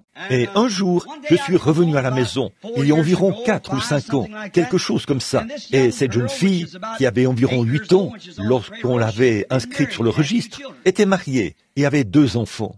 Et elle était couchée sur un lit d'hôpital, là, à l'article de la mort. Elle était enceinte d'environ 4 ou 5 mois. Le bébé était mort et on ne pouvait pas l'opérer parce qu'elle souffrait d'urémie. On ne pouvait pas l'opérer et il fallait laisser mourir la mère aussi. On ne pouvait pas l'opérer, voyez. Et là, elle allait mourir à cause du bébé. On avait donc, elle se mourait, c'est tout. Elle n'avait aucune chance de s'en sortir. Je suis allé la voir. Elle m'avait envoyé chercher. Je suis allé à l'hôpital. Et elle était là, sous une tente à oxygène. J'ai soulevé la petite ouverture. Je lui ai parlé un peu et j'ai dit, « Te souviens-tu de moi ?» Elle a dit, « Bien sûr, frère Bill, je me souviens de vous. » J'ai dit, « Comment est-ce? Sais-tu à quel point tu es malade ?» Elle a dit, « Oui. » Elle a dit, « C'est pour ça que je vous envoyais chercher. » J'ai dit, « Eh bien, alors, où en es-tu dans ta relation avec le Seigneur ?» Elle a dit, « Frère Bill, je ne suis pas prête à partir. » Alors là, nous nous sommes agenouillés et nous avons prié. Et sa mère, son mari et bien d'autres qui étaient dans la chambre. Et sa mère et son mari se sont mis à pleurer. Et ensuite, à ma demande, elle s'est mise en règle avec Dieu. Elle a accompli ses vœux, elle est revenue à Dieu. Elle lui a fait la promesse. Et si elle était pardonnée, combien elle l'aimait, et elle regrettait ses péchés, le genre de vie qu'elle avait vécu, et elle a continué à se repentir et à pleurer. Au bout d'un moment, je me suis levé et je suis sorti du bâtiment. Et le lendemain matin, ils m'ont appelé et m'ont demandé d'y retourner. Et ils avaient constaté, ils étaient venus ce matin-là pour faire des examens, afin de voir à quel stade se trouvait son urémie. Et ils ont découvert qu'elle n'en avait plus la moindre trace. Cela avait complètement disparu. Toute trace de ce poison urémique l'avait quitté. Les médecins étaient si impressionnés qu'ils ont dit « Oh, eh bien, ceci, on devrait... C'est quelque chose de très étrange. » Ils ont dit « Nous allons la préparer. » Ont-ils dit, si c'est encore pareil demain matin, ils ont dit, nous continuerons à lui donner de la pénicilline, ou ce qu'ils lui donnaient pour combattre l'infection. Ils ont dit, on va l'opérer pour retirer le bébé mort, avant que cela provoque autre chose. Ils ont dit, si elle va bien, alors, eh bien, ils l'ont examinée de nouveau 2 ou 3 fois ce jour-là. Et tard ce soir-là, ils ont refait les examens. Il n'y avait rien d'anormal. Tout allait parfaitement bien. Et ils l'ont préparé. Ils l'ont sorti de la tente à oxygène. Tout allait bien. Ils allaient l'opérer le lendemain matin pour retirer le bébé. Eh bien, je suis allé là-bas. Et comme tout ceci était arrivé, bon, je ne l'avais jamais su. Je ne l'avais jamais su. Le Seigneur ne m'en avait rien dit. Vous pouvez vous informer auprès des gens si vous le souhaitez. Alors il n'avait pas dit que cela arriverait. Mais, oh là là, de voir une chose pareille. Son mari, qui était un pécheur, est venu et a dit, « Frère Branham, je veux donner ma vie au Seigneur Jésus. » Et j'ai dit, « Très bien, agenouillez-vous ici et prenez la main de votre femme, et ensuite vous mènerez ensemble une vie droite. » La mère est revenue. Elle a dit, « Frère Branham, vous savez, me voici avec mes enfants, a-t-elle dit. Quant au tabernacle et tout, nous avons toujours été tantôt là, tantôt pas là, tantôt là, tantôt pas là. Nous nous asseyons là et nous vous écoutions prêcher. Puis nous allions à l'hôtel et nous revenions. Elle a dit, moi aussi, je suis rétrograde, frère Branham. Elle a dit, je veux revenir au Seigneur Jésus pour sa bonté envers mon enfant. Eh bien, voyez-vous, c'est très bien, mais ce n'est pas à cause de ça qu'on vient au Seigneur Jésus. Vers minuit, entre minuit et 1h, sa mère s'est endormie et elle a appelé, elle a dit, maman, et elle a dit, oui chérie, qu'est-ce que tu veux? Elle a dit, tu sais, je suis si heureuse. Elle a dit, je suis si contente que tu sois heureuse. Elle a dit, je suis en paix avec Dieu. Puis elle a dit, oh, comme c'est bon. Quelques minutes plus tard, elle l'a de nouveau appelé. Elle a dit, « Maman ?» Elle a dit, « Oui ?» Elle a dit, « Je rentre à la maison. » Et elle a dit, « Je le sais. » Elle a ajouté, « Oui, ma chérie, a-t-elle dit, le médecin va retirer le bébé demain. Et puis, dans un jour ou deux, quand tes incisions auront guéri, tu sortiras d'ici. Tu rentreras à la maison et tu seras à nouveau heureuse avec ton mari et tes petits-enfants. Et tu seras une chrétienne qui vivra pour Dieu. Elle a dit, « Maman, je veux dire que je m'en vais à ma demeure céleste. » Elle a dit, « Bien sûr, chérie, à la fin du voyage. » Elle a dit, « C'est maintenant la fin du voyage. » Oh, a-t-elle dit, « Voyons donc, qu'est-ce que tu veux dire ?» Elle a dit, « La fin du voyage. » Elle a ajouté, « Oui, maman, dans quelques minutes, je serai partie. » Eh bien, elle se disait qu'elle était tout simplement nerveuse et qu'elle délirait. Elle a appelé l'infirmière. L'infirmière a évalué sa respiration. Tout était normal. Et en moins de 5 minutes, elle était partie. Elle était morte. Et puis, quand je suis rentré à la maison, 1 ou 2 semaines plus tard, je pense que c'est frère Graham qui avait prêché lors du service funèbre de cette fille. Quand je suis rentré à la maison et que Mesdames a dit que cette fille était morte cette nuit-là, oh, je ne pouvais pas. Je suis allé voir sa mère. Oui, et je ne sais pas ce qui m'a pris de faire cela, mais j'ai dit, Seigneur Dieu, tu me dois des explications. Voyez, après que je suis allé là-bas et que j'ai parlé à ce mari, qu'il est venu au Seigneur, après avoir vu toutes ces choses que tu as faites pour lui, et tout cela, et ensuite, tu reprends la vie de cette fille, juste comme ça, j'ai dit, tu me dois des explications. Quand vous dites à Dieu quelque chose comme ça, il vous laissera ruminer dans votre coin. Il ne me doit rien. C'est moi qui lui suis redevable. Eh bien, il m'a simplement laissé bouder pendant quelques jours. Vous savez, au bout de 3 ou 4 mois, un jour, j'étais sur le bord d'un ruisseau et le Seigneur m'a parlé dans une vision. Et m'a dit, là, va vers sa mère et dis-lui ceci. Son heure n'était-elle pas venue l'an passé, alors qu'elle se noyait dans un ruisseau lors d'un pique-nique?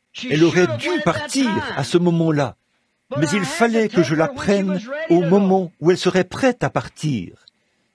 C'est pour cette raison que tout cela est arrivé et que tu es allé là-bas. Alors, je me suis mis à genoux et j'ai pleuré. J'ai dit, Seigneur Jésus, pardonne-moi, ton pauvre serviteur stupide. Je n'aurais jamais dû parler de cette manière, Seigneur. Et je suis retourné voir la dame. Elle habitait ici, sur la rue Marquette. Je suis allé la voir et je lui ai dit, je veux te poser une question. Elle a dit, allez-y, frère Bill. Et j'ai dit, est-ce vrai que cette fille a failli se noyer? Elle a dit, c'est vrai, frère Branham. Elle a dit, son mari et les autres ont dû la sortir du ruisseau. Puis elle a ajouté, ils ont dû avoir recours à la respiration artificielle, au massage cardiaque et un appareil pour extraire l'eau de son corps. Elle a dit, elle portait une jupe, il faisait un pique-nique. Alors qu'elle était là-bas, elle a trébuché sur le sable et est tombée dans l'eau tête première. Et elle s'est étouffée. Les autres ne s'en sont pas rendus compte. Et tout d'un coup, ils ont vu son corps émerger et redescendre. Et ils ont couru dans l'eau, l'ont saisie et l'ont sortie de là. Puis elle a dit, elle a failli mourir. Elle a dit, j'ai dit, c'était son heure de partir. Vous voyez, Dieu sait ce qu'il fait. Bon, le Seigneur me l'aurait probablement dit si je n'avais pas eu l'attitude que j'avais eue. Seigneur, tu me dois des explications à ce sujet. Il ne vous doit rien. J'étais dans une réunion un soir et j'ai entendu un évangéliste qui priait pour un malade dire, Dieu, je t'ordonne de guérir cette personne. Qui donne des ordres à Dieu? Voyez, ça n'a même pas de sens. Voyez, parce que Dieu, il fait comme bon lui semble. L'argile peut-elle dire au potier, pourquoi m'as-tu fait ainsi? Voyez, bien sûr que non. Mais si le prophète reste tranquille et va vers le Seigneur pour avoir la réponse, alors la réponse sera là. Voyez? Tout comme cette personne qui a posé la question au sujet de la semence du serpent. Voyez-vous? Observez tout simplement. Et ne soyez pas très pressés. Et qui plus est, Dieu fait toujours tout concourir au bien de ceux qui aiment le Seigneur. Bon, si Ninive ne s'était pas repentie, alors les jugements de Dieu se seraient abattus sur eux. Maintenant, rappelez-vous, le prophète doit écouter. C'était un avertissement. Maintenant, c'est la même chose pour cette nation-ci. Là, vous dites, « Frère Branham, dimanche dernier, vous avez dit, il n'y avait plus d'espoir. » Oui. Pourquoi? Elle a rejeté son appel. Elle subira certainement cela. Elle le subira. Il viendra un temps où cette nation volera en éclats. J'ai vu cela en 1933. Voyez, je l'ai vu. Vous avez dit, il se peut que vous ayez dit, eh bien, cela n'est pas arrivé à cette époque-là. Mais ça va arriver. Mussolini n'était pas non plus au pouvoir. La ligne Maginot n'était pas non plus construite. La voiture n'avait pas non plus la forme d'un œuf à cette époque. Et toutes ces choses, les femmes n'avaient pas non plus élu un président qui a l'air d'être un jeune étudiant. Et toutes ces autres choses. Et il n'y avait pas non plus un président catholique, et ainsi de suite. Quand cela avait été annoncé, il y a une trentaine d'années ou plus, que ces choses ont été prédites, mais il m'a simplement montré ce qu'il en serait jusqu'à la fin. Et à mesure que cette chose approche, au fil du temps, cette coupe se remplit. Et la repentance a été prêchée par Billy Graham, Oral Roberts et les autres. Les prophètes et tout ont traversé la nation en opérant des signes et des prodiges, mais elles continuent de patauger dans le péché. C'est pour ça qu'ils ne se repentent pas. La repentance accomplit cela. Remarquez, Akab ne s'est pas repenti quand Élie l'a repris. Si Akab s'était repenti et avait marché humblement devant Dieu, cela ne serait jamais arrivé. Mais Akab est allé là-bas. Il s'est emparé de la vigne de Naboth, l'a fait tuer et toutes ces vilaines choses. Et Jézabel, ce prophète s'est présenté là, avec l'Ainsi dit le Seigneur. Mais qu'ont-ils fait? Elle n'a fait que le menacer de mort. Qu'est-il arrivé? Sa prophétie s'est accomplie. Les chiens l'ont mangé et ont léché le sang d'Akab. Exactement comme il l'avait dit. Il avait vu la coupe à son comble. C'est pour ça que ce petit Michée a dit la même chose. Comment pouvait-il bénir ce que Dieu avait maudit? Vous voyez, sa parole, sa prophétie était en harmonie avec la parole. Hérode, il ne s'est jamais repenti quand Jean a dit « Il ne t'est pas permis de la voir, c'est la femme de ton frère ». Il ne s'est jamais repenti. Mais qu'a-t-il fait? Sa femme a exigé la tête du prophète. Regardez la souillure dans laquelle il s'est retrouvé. Regardez ce qui lui est arrivé. Regardez, même aujourd'hui, en Suisse, les eaux bleues continuent de bouillonner pour commémorer le fait de l'avoir rejeté. Vous voyez, certainement, il ne s'est pas repenti quand le Seigneur l'a repris. Jean le lui avait dit. Peu importe ce qu'il était, un procurateur, ou quoi qu'il était, ou l'empereur, ou quoi encore, il devait se repentir quand Dieu l'appelait, sinon la colère s'abattrait sur lui. Combien de fois, dans les prophètes, j'ai des notes ici, mais nous n'aurons pas le temps, parce qu'il me reste une dizaine de minutes. Sans la repentance, le jugement est inévitable. Ézéchias s'est repenti. Voyez? Ninive s'est repenti. Akab ne s'est jamais repenti. Nebuchadnezzar ne s'est jamais repenti. Les gens du temps de Noé ne se sont jamais repentis. Et le jugement est bel et bien venu. Voyez? Bon, mais il avertit d'abord tout le monde. Tout le monde reçoit un avertissement. Maintenant, puisque le temps est proche, que tous ceux qui ressentent qu'il y a un avertissement se repentent rapidement, avant que la colère de Dieu frappe. Bon, venons-en au Branham Tabernacle. Vous voyez, nous avons vu ces choses, et nous savons quelles sont la vérité. Nous savons que c'est l'exacte vérité. Voici la commission contenue dans la parole. Si vous vous repentez et que vous vous faites baptiser au nom de Jésus-Christ pour le pardon de vos péchés, vous recevrez le don du Saint-Esprit, car la promesse est pour vos enfants et pour tous ceux qui sont au loin. Voyez? Eh bien, un homme, Monsieur Dow, m'a posé la question ici il n'y a pas longtemps. Il a dit, « Frère Branham, je me fais vieux, je deviens faible, j'ai 91 ans. » Il a dit, « Pensez-vous que je suis sur le point de mourir? Pensez-vous que je suis prêt à partir? Pensez-vous que je suis sauvé? » J'ai dit, « Monsieur Dow, êtes-vous déjà allé chez un médecin pour un bilan de santé? Il a dit, oui. Si vous lui dites, bon, ce que fait le médecin, c'est qu'il a un livre posé là. Il consulte ce livre pour savoir ce qu'il en est. Bon, la première chose que je dois faire pour cet homme, c'est d'examiner son cœur. Alors, il prend un stéthoscope, place les embouts dans les oreilles et examine son cœur. J'ai dit, et la chose suivante, c'est qu'il prend sa tension artérielle en faisant pression sur son bras. Et ce qu'il fait ensuite, c'est qu'il prélève un échantillon d'urine et tout, un peu de sang, et toutes ces différentes choses. Il examine toutes ces choses, et s'il ne trouve rien, il fait une radiographie. S'il ne trouve rien, alors il dit, « Monsieur Dow, vous allez bien physiquement. » Sur quoi se fonde-t-il pour le dire? Sur les mots décrits dans son livre de médecine, pour lui faire savoir que si quelque chose cloche, d'après le scientifique en chef, ça se verrait ici, ça ferait ceci ici, ça ferait cela là. Donc, au mieux de ses connaissances sur le sujet, vous allez bien physiquement, voyez? Bon, et je dis, dans ce cas, je vais faire un examen de l'âme, voyez? Et pour l'âme, Dieu n'a qu'un seul instrument, c'est vrai, c'est sa parole. C'est sa parole.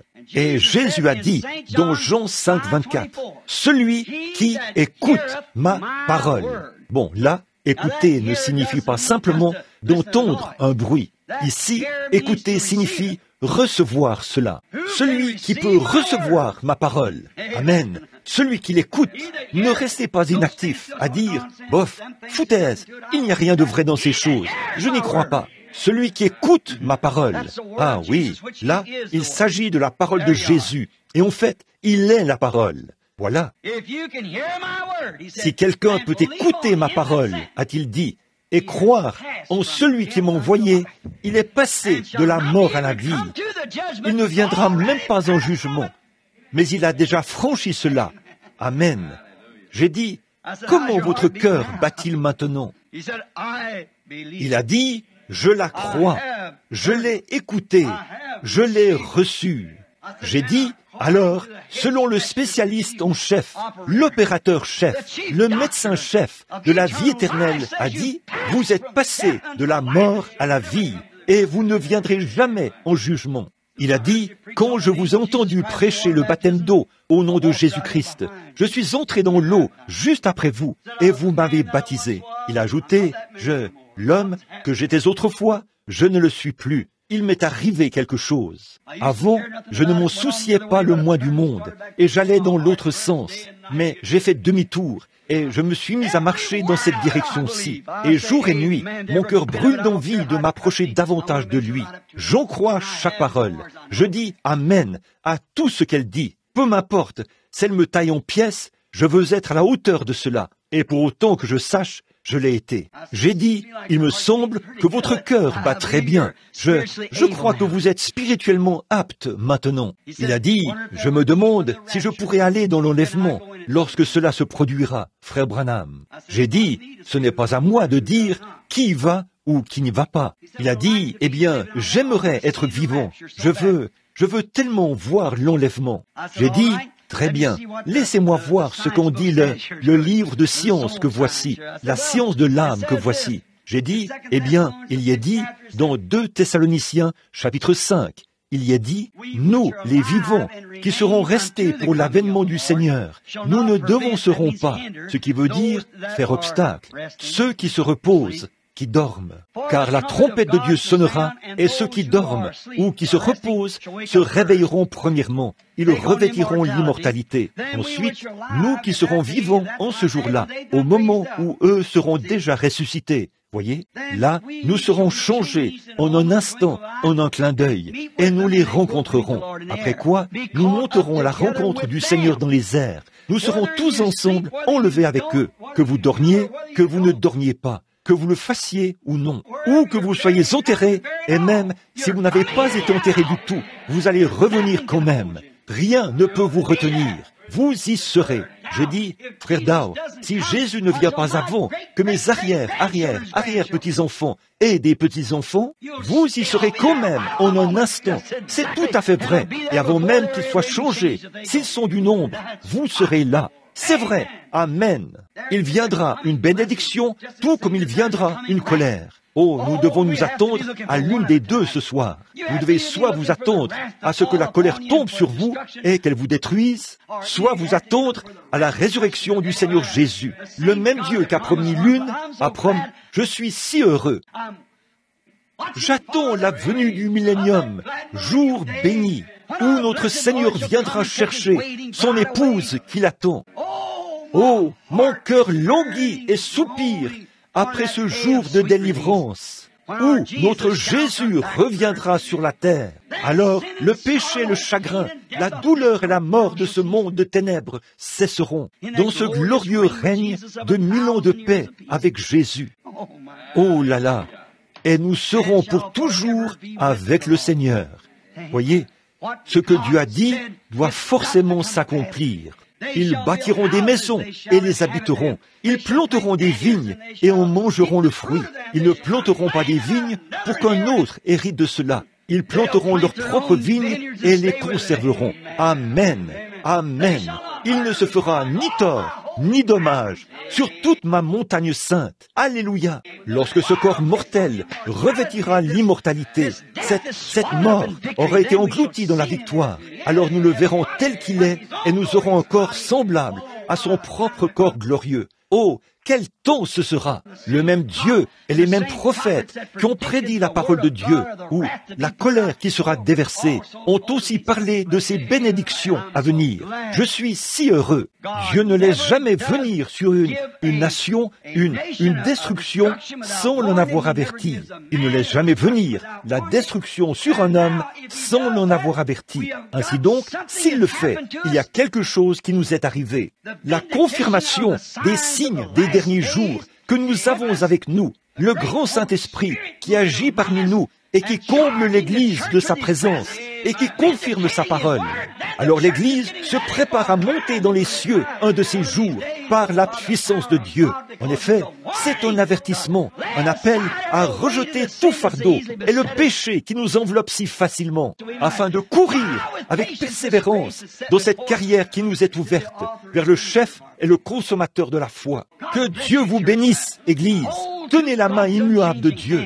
Oui, monsieur, si vous ressentez sa présence, allez vers lui. S'il y a quelque chose de mal dans votre cœur, mettez cela en ordre. Il ne nous reste plus beaucoup de temps. La venue du Seigneur est proche. Croyez-vous en lui?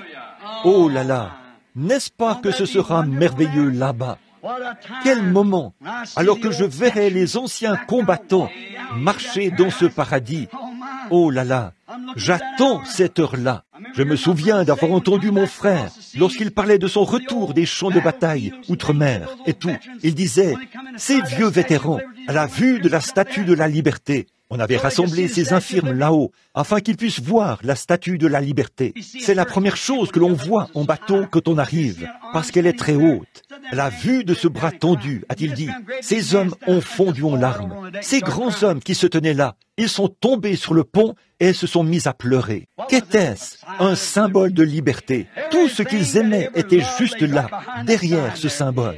Oh, mais quand sera-t-il ce matin-là, quand j'entendrai ce vieux bateau de Sion lancer son coup de sirène et que je verrai les bannières flotter au vent, quand la bataille sera terminée et que la victoire aura été remportée? Alléluia! Nous rentrerons à la maison où la mort, le péché et l'enfer sont vaincus. Et il n'y a plus de péché, plus de mort, plus de chagrin. J'entends les coups de sifflet retentir. Oh, nous nous approchons de la cité. Oui, monsieur, les vagues arrivent. Le vieux bateau est en train de rentrer à sa place au port. Oh Dieu, aide-nous à vivre pour cette heure. Seigneur Jésus, nous sommes un peuple qui fait de son mieux, avec tout ce qui est en nous, pour marcher dans la lumière de l'Évangile, ton grand Évangile, pour lequel tu es mort, pour montrer qu'il est vrai. En ces jours sombres et mauvais dans lesquels nous vivons maintenant, nous sommes si reconnaissants qu'en cette heure, nous voyons apparaître les signes. Ô Dieu, puisqu'il s'agit de l'écriture sur la muraille, nous te remercions, Seigneur, de ce que nous pouvons la voir et savoir que la délivrance est proche. Nous prêchons, nous parcourons le pays, nous te voyons opérer de grands miracles. montrer chaque jour, chaque année, ce que tu es. Aucune année ne passe sans que ces grands signes surnaturels frappent la terre. Nous les voyons et nous savons que la grande armée de Dieu continue sa marche. Oh, ils ne sont pas très nombreux, mais quel groupe puissant qui possède la vie éternelle. Il est dit, ils se précipiteront sur une troupe en armes et franchiront une muraille. Oui, la troupe de la mort ne pourra pas les retenir. Elle se précipitera sur cela. Ils franchiront la muraille entre le naturel et le surnaturel pour aller dans les bras de Dieu, dans cette glorieuse éternité. Seigneur Dieu, nous te remercions pour ceci. Nous savons que l'heure est proche. Je prie, ô Dieu, que ce soir, s'il y en a ici qui ne te connaissent pas, qui ne se sont jamais réconciliés, peut-être que ce soir, pendant que nous parlions, une petite voix s'est fait entendre dans leur cœur. Je sens quelque chose qui m'avertit que je n'aurai plus beaucoup de temps à vivre. Ô Dieu, puisse-t-il donner leurs ordres à leur maison tout de suite, que tout soit réglé, que la froideur, ce sont peut-être des chrétiens, mais ils n'ont tout simplement pas. Ils ont tant vécu ces choses et ont vu tellement de choses qu'ils en ont tout simplement perdu la valeur. Ces choses, ils les prennent à la légère, au lieu d'en avoir une sincère et profonde considération. Ô Dieu, puissions-nous faire notre examen de conscience ce soir. Accorde-le, sachant que ces grandes choses sont là uniquement pour nous avertir que l'Église sera bientôt enlevée. Et si nous sommes chargés de péché, d'incrédulité et de paresse, nous n'irons pas dans cet enlèvement. Nous le savons, Seigneur. Aussi, te prions-nous de faire que le feu du Saint-Esprit embrase notre cœur. Ô Dieu, enflamme notre âme de tes bénédictions. Aide-nous à comprendre.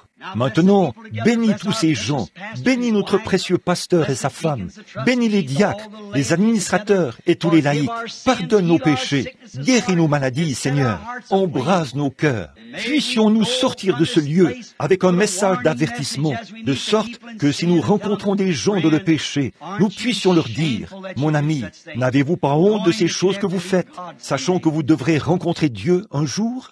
Accorde-le, Seigneur, je te les confie maintenant. Je te remets le message et tout le reste pour que toute chose concourt à ta gloire. Au nom de Jésus-Christ, Amen. I love him.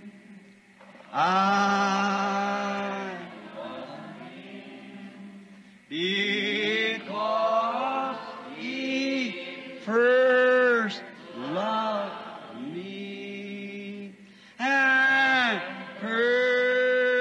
just my salvation on Calvary's tree.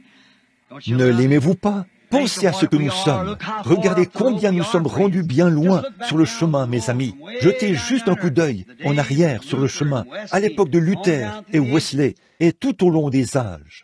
Regardez où nous en sommes maintenant, ici, au sommet de la pyramide, ici où Dieu a prouvé par les 7 sceaux que la Bible a été parfaitement révélée. Maintenant, nous n'attendons plus que les 7 mystères qui arrivent tout juste à la fin au sujet de la venue du Seigneur et de l'enlèvement de l'Église qui pourrait se produire avant demain matin. Oh là là, sincèrement maintenant.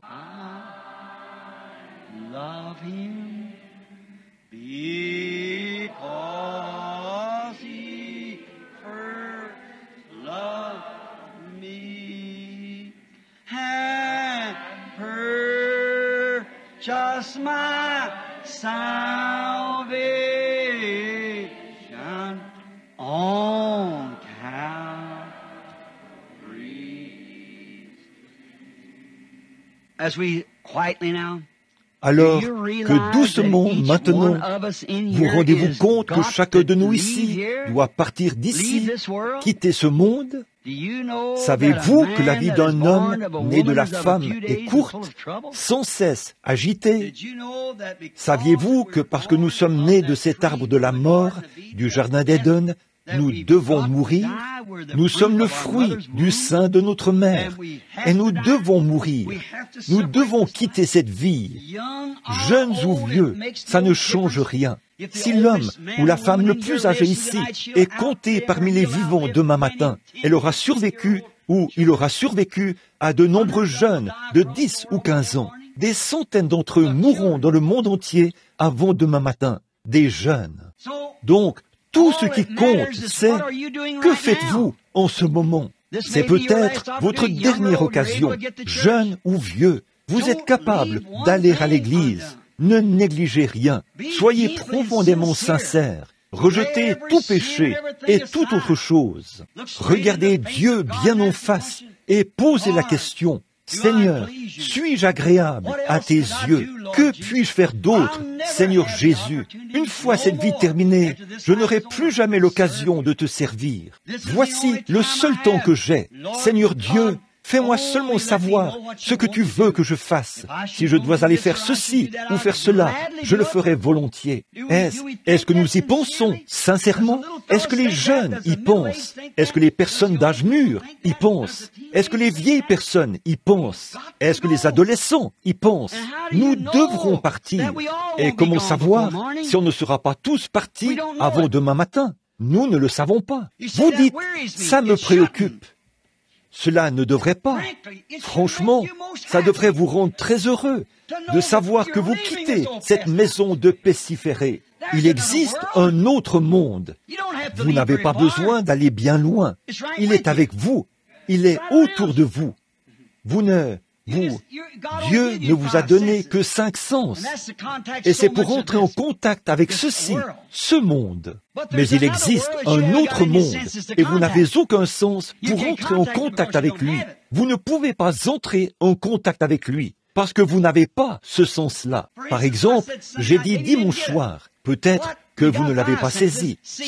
Nous avons 5 sens, la vue, le goûter, l'odorat, le toucher et l'ouïe. Mais qu'en serait-il si vous n'aviez pas la vue, que vous n'aviez que le goûter, le toucher, l'odorat et l'ouïe, et que quelqu'un d'autre ait reçu la vue et vous dise un autre monde existe, le soleil, avec le toucher, vous vous heurtez à des choses, et ce que c'est peut vous dire ce que c'est. Eh bien, vous croiriez que la personne est folle, parce que vous n'avez pas ce sens de la vue. Personne autour de vous ne l'a jamais eu. Vous avez déjà entendu dire qu'il y a des gens qui ont parlé de telles choses, mais vous en avez douté. Mais nous savons par ce sens que c'est réel. C'est un endroit qui existe vraiment. Voyez, c'est un endroit où vous pouvez voir cela. Votre sens vous le déclare. Maintenant, la seule chose qui se passe en vous quand vous mourrez, c'est que vous troquez ces 5 sens. Gloire! Et vous recevez simplement un autre sens.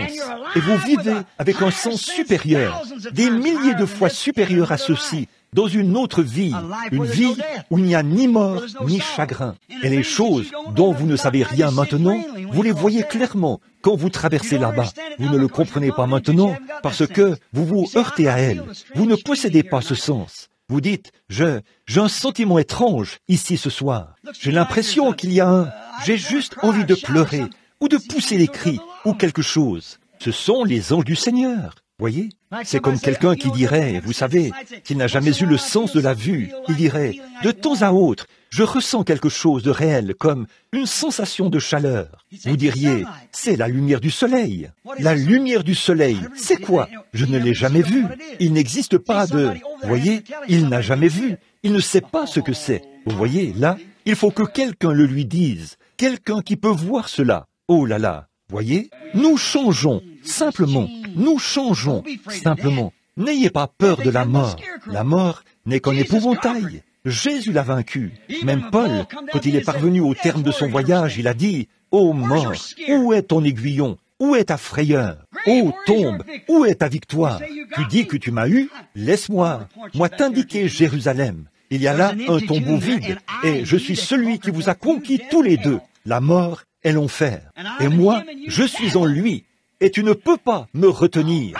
Je ressusciterai. » Oh là là, il a dit, il y a une couronne que le Seigneur, le juste juge, me donnera. Non seulement à moi, mais à tous ceux qui aiment son avènement. Vous l'aimez, vous voulez sa venue, vous l'attendez. C'est une longue histoire. C'est une longue attente. C'est une histoire d'amour. Mais vous avez hâte de le voir. Oh là là, c'est comme ça.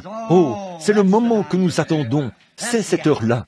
si votre cœur n'est pas comme ça ce soir, mon ami, faites attention, voyez, faites attention. Ne permettez pas à l'ennemi de vous séduire. Quand le Saint-Esprit qui est ici en moi voudra prendre son envol vers son Créateur, vers son Maître, ce sera une histoire d'amour que personne ne peut décrire. C'est vrai, c'est réel, c'est réel. Donc, s'il y a un avertissement qui vous dit « Tu n'es pas prêt pour cela », alors souvenez-vous que Dieu est peut-être en train de vous préparer à quelque chose. Voyez, vous n'êtes pas prêt. Vous dites, eh bien, si je me fais baptiser et que j'ai le Saint-Esprit, alors, eh bien, peut-être le Seigneur me prendra-t-il? Non, ce n'est pas tout. Là, vous ne faites que vous préparer à vivre. Vous n'êtes pas apte à vivre tant que vous n'avez pas le Saint-Esprit. Et quand vous recevez le Saint-Esprit, vous êtes désormais apte à vivre. Vous n'étiez pas apte à vivre avant ça, voyez? Mais maintenant que vous avez reçu le Saint-Esprit, c'est là que vous êtes apte à vivre, voyez?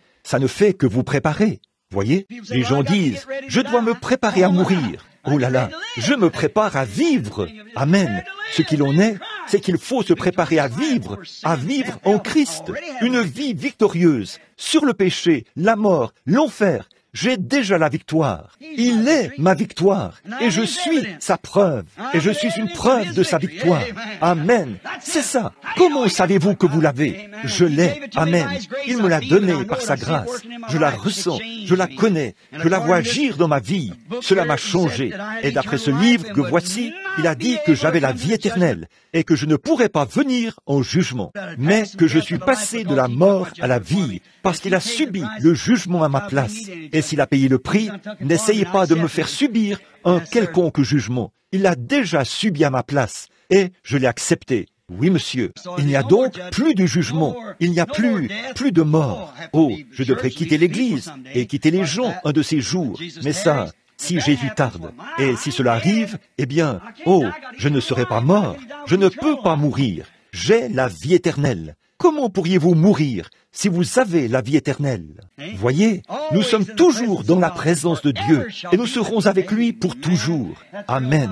Cela remplit mon cœur de joie. Oh, ça me donne envie de recommencer à prêcher. Voyez, c'est vrai. Oh, il est merveilleux. Isn't he wonderful, wonderful, wonderful? Isn't Jesus my Lord, oh wonderful? Eyes have seen, ears have heard, what's recorded in God's Word. Isn't Jesus my Lord, wonderful? J'aime ce témoignage.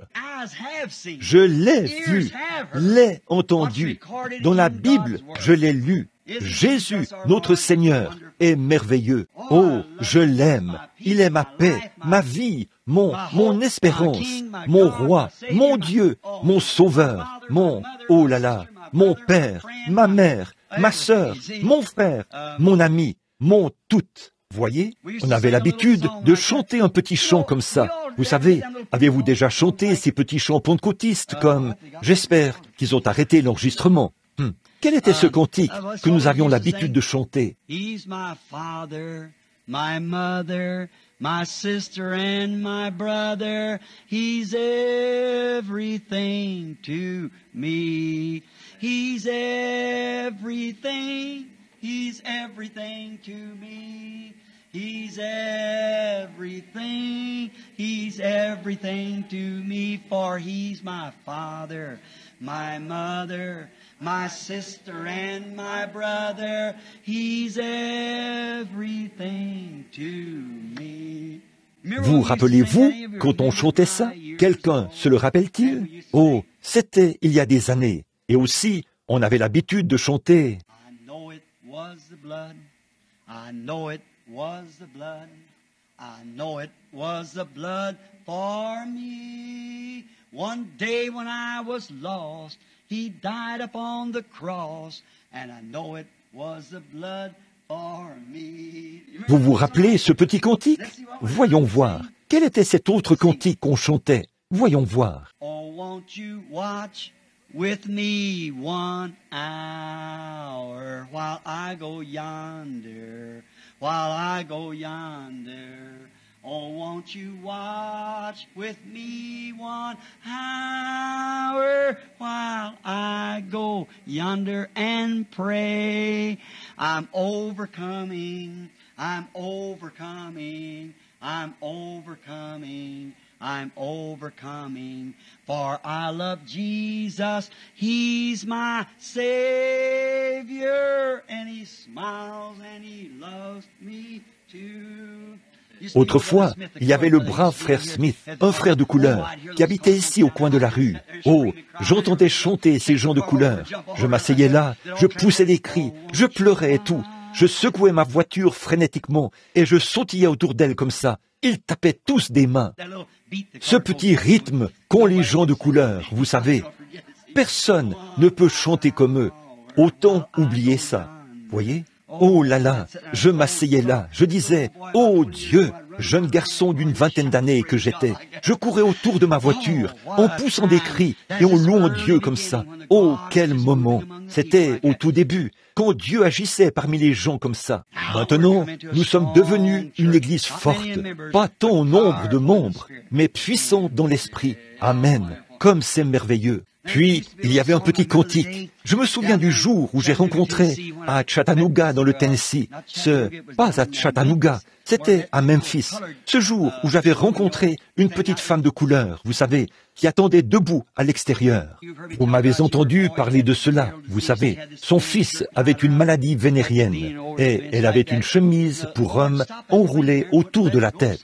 Et elle était appuyée contre le portail comme ça. Le Seigneur avait immobilisé l'avion et ne voulait pas le laisser repartir, en quelque sorte. Et on m'avait dit d'aller prendre, et le Saint-Esprit a dit, « Fais une petite promenade, dirige-toi par ici. » Je me suis mis à marcher là-bas, tout en chantant. Je me disais, « Oh, mon avion est sur le point de décoller. » Ça continuait de dire, « Avance, continue de marcher, continue de marcher. » C'était au tout début de mon ministère. Puis j'ai regardé, elle était là, appuyée contre la clôture, où se trouvait une petite cabane, une toute petite maison. Il y avait une vieille sœur qui se tenait là. Oh, elle ressemblait à une de ces sœurs qu'on voit sur les emballages de farine à crêpes de marque Tante Jemima. Elle avait de grosses joues bien rondes, vous savez, et ses cheveux, cette chemise était nouée en arrière.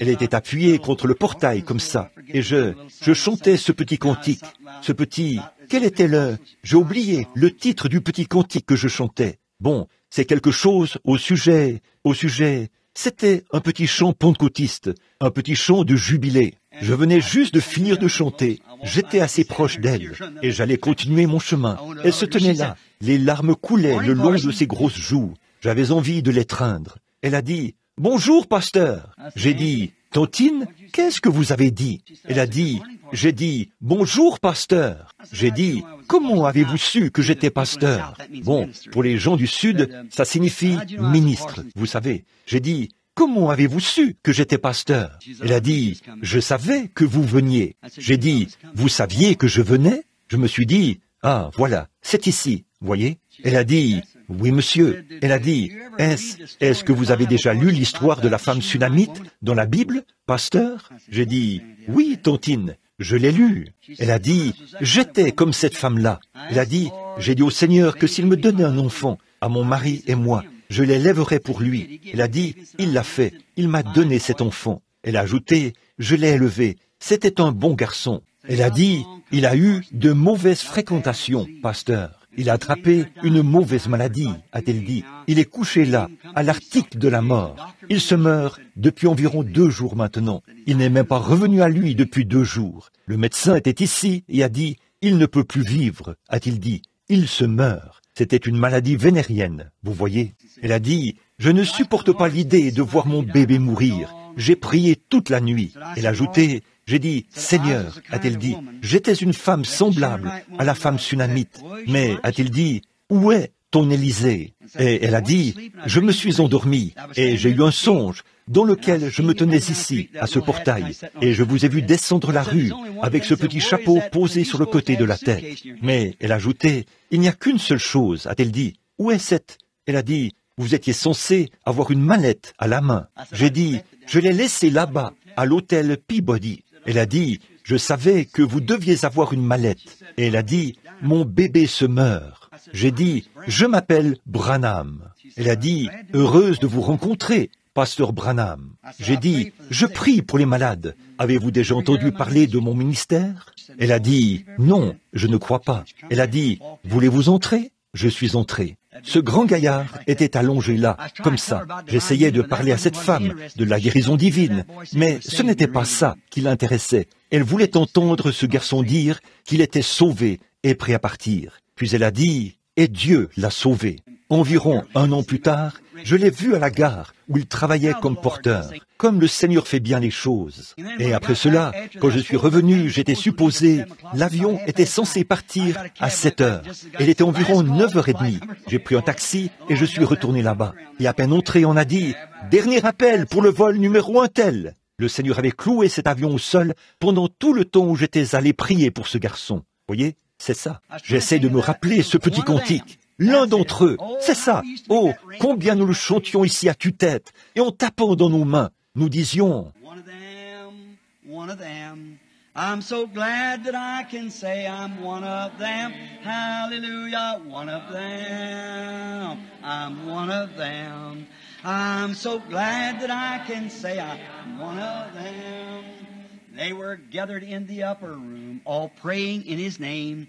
They were baptized with the Holy Ghost, and power for service came. Now what He did for them that day, He'll do for you the same.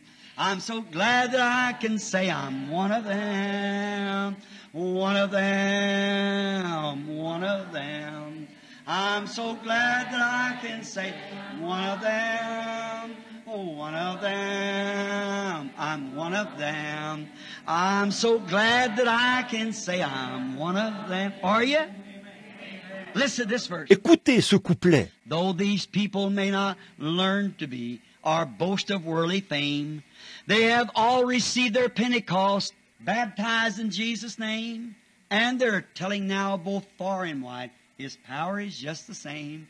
And I'm so glad that I can say I'm one of them. Oh, one of them. I'm one of them.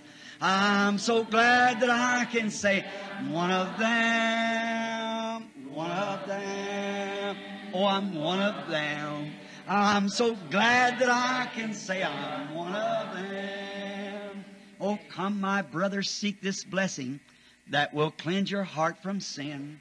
It will start the joy bells ringing and will keep your soul on flame. Oh, it's burning now down in my heart. Oh, glory to His name. Now, I'm so glad that I can say I'm one of them. Are you glad of that? Oh, one of them. One of them. I'm so glad that I can say I'm one of them. Oh, one of them. One of them. I'm so glad that I can say I'm one of them. Oh, n'êtes-vous pas heureux? Serrons-nous la main les uns les autres en le chantant. Qu'en dites-vous? Faisons-le. One of them, one of them. I'm so glad that I can say I'm so glad today. Oh, one of them, oh, one of them. I'm so glad that I can say I'm one of them. Oh, come, my brothers, seek this blessing that will a soul aflame, that will start the joy bells ringing and will keep your soul on flame. Oh, it's burning now within my heart. Oh, glory to His. Let's raise your hands up. Glad that I can say I'm one of them. Levons les mains, tous ensemble. One of them, one of them. I'm so glad that I can say I'm one of them.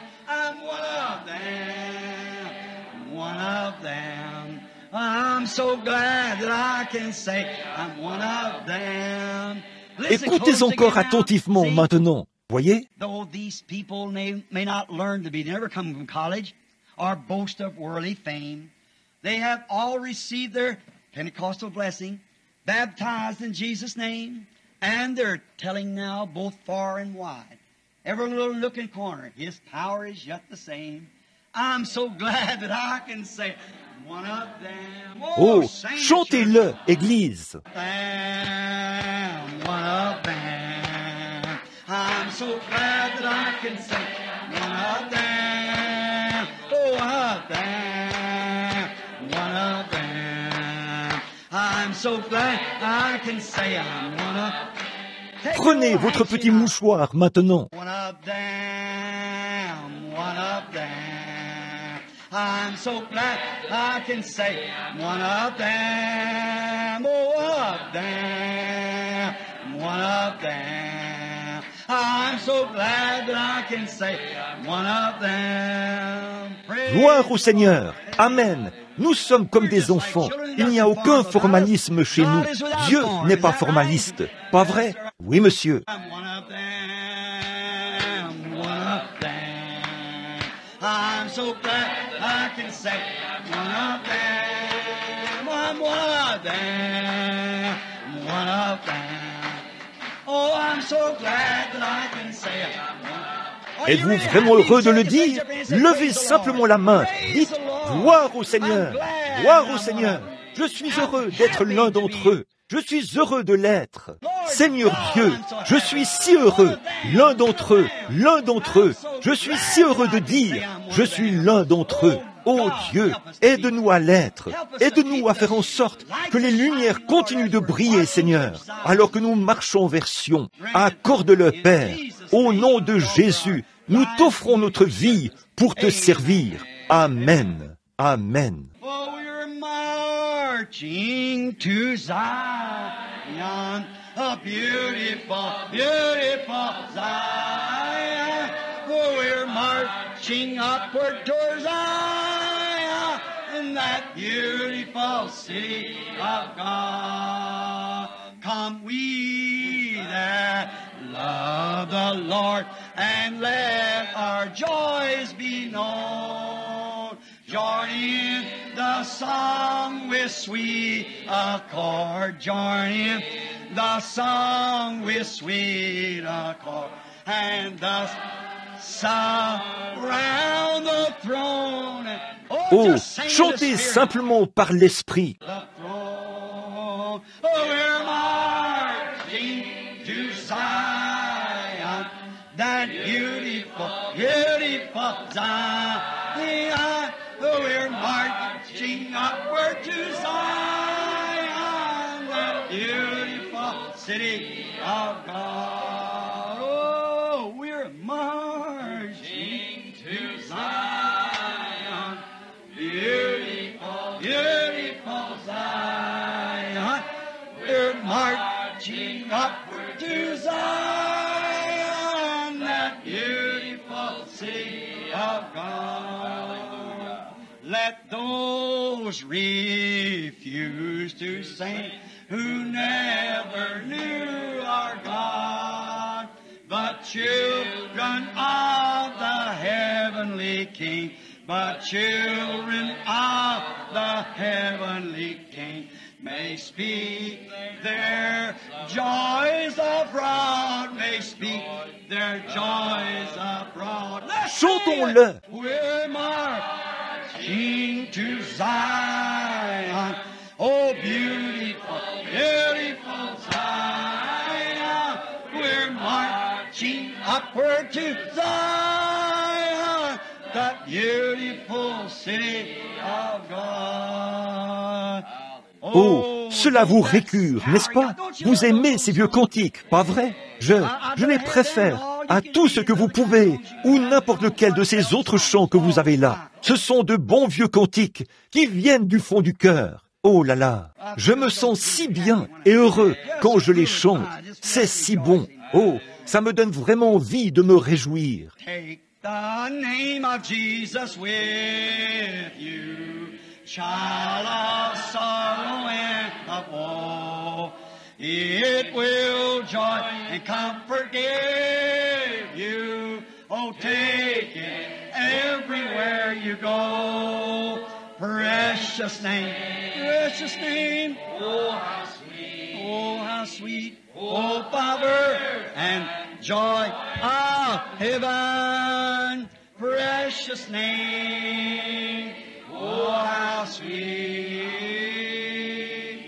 Oh, power and joy of heaven. Alors que nous courbons la tête maintenant. At the name of Jesus bowing, falling prostrate at his feet, King of kings and heaven crown him, when the journey is complete, precious name.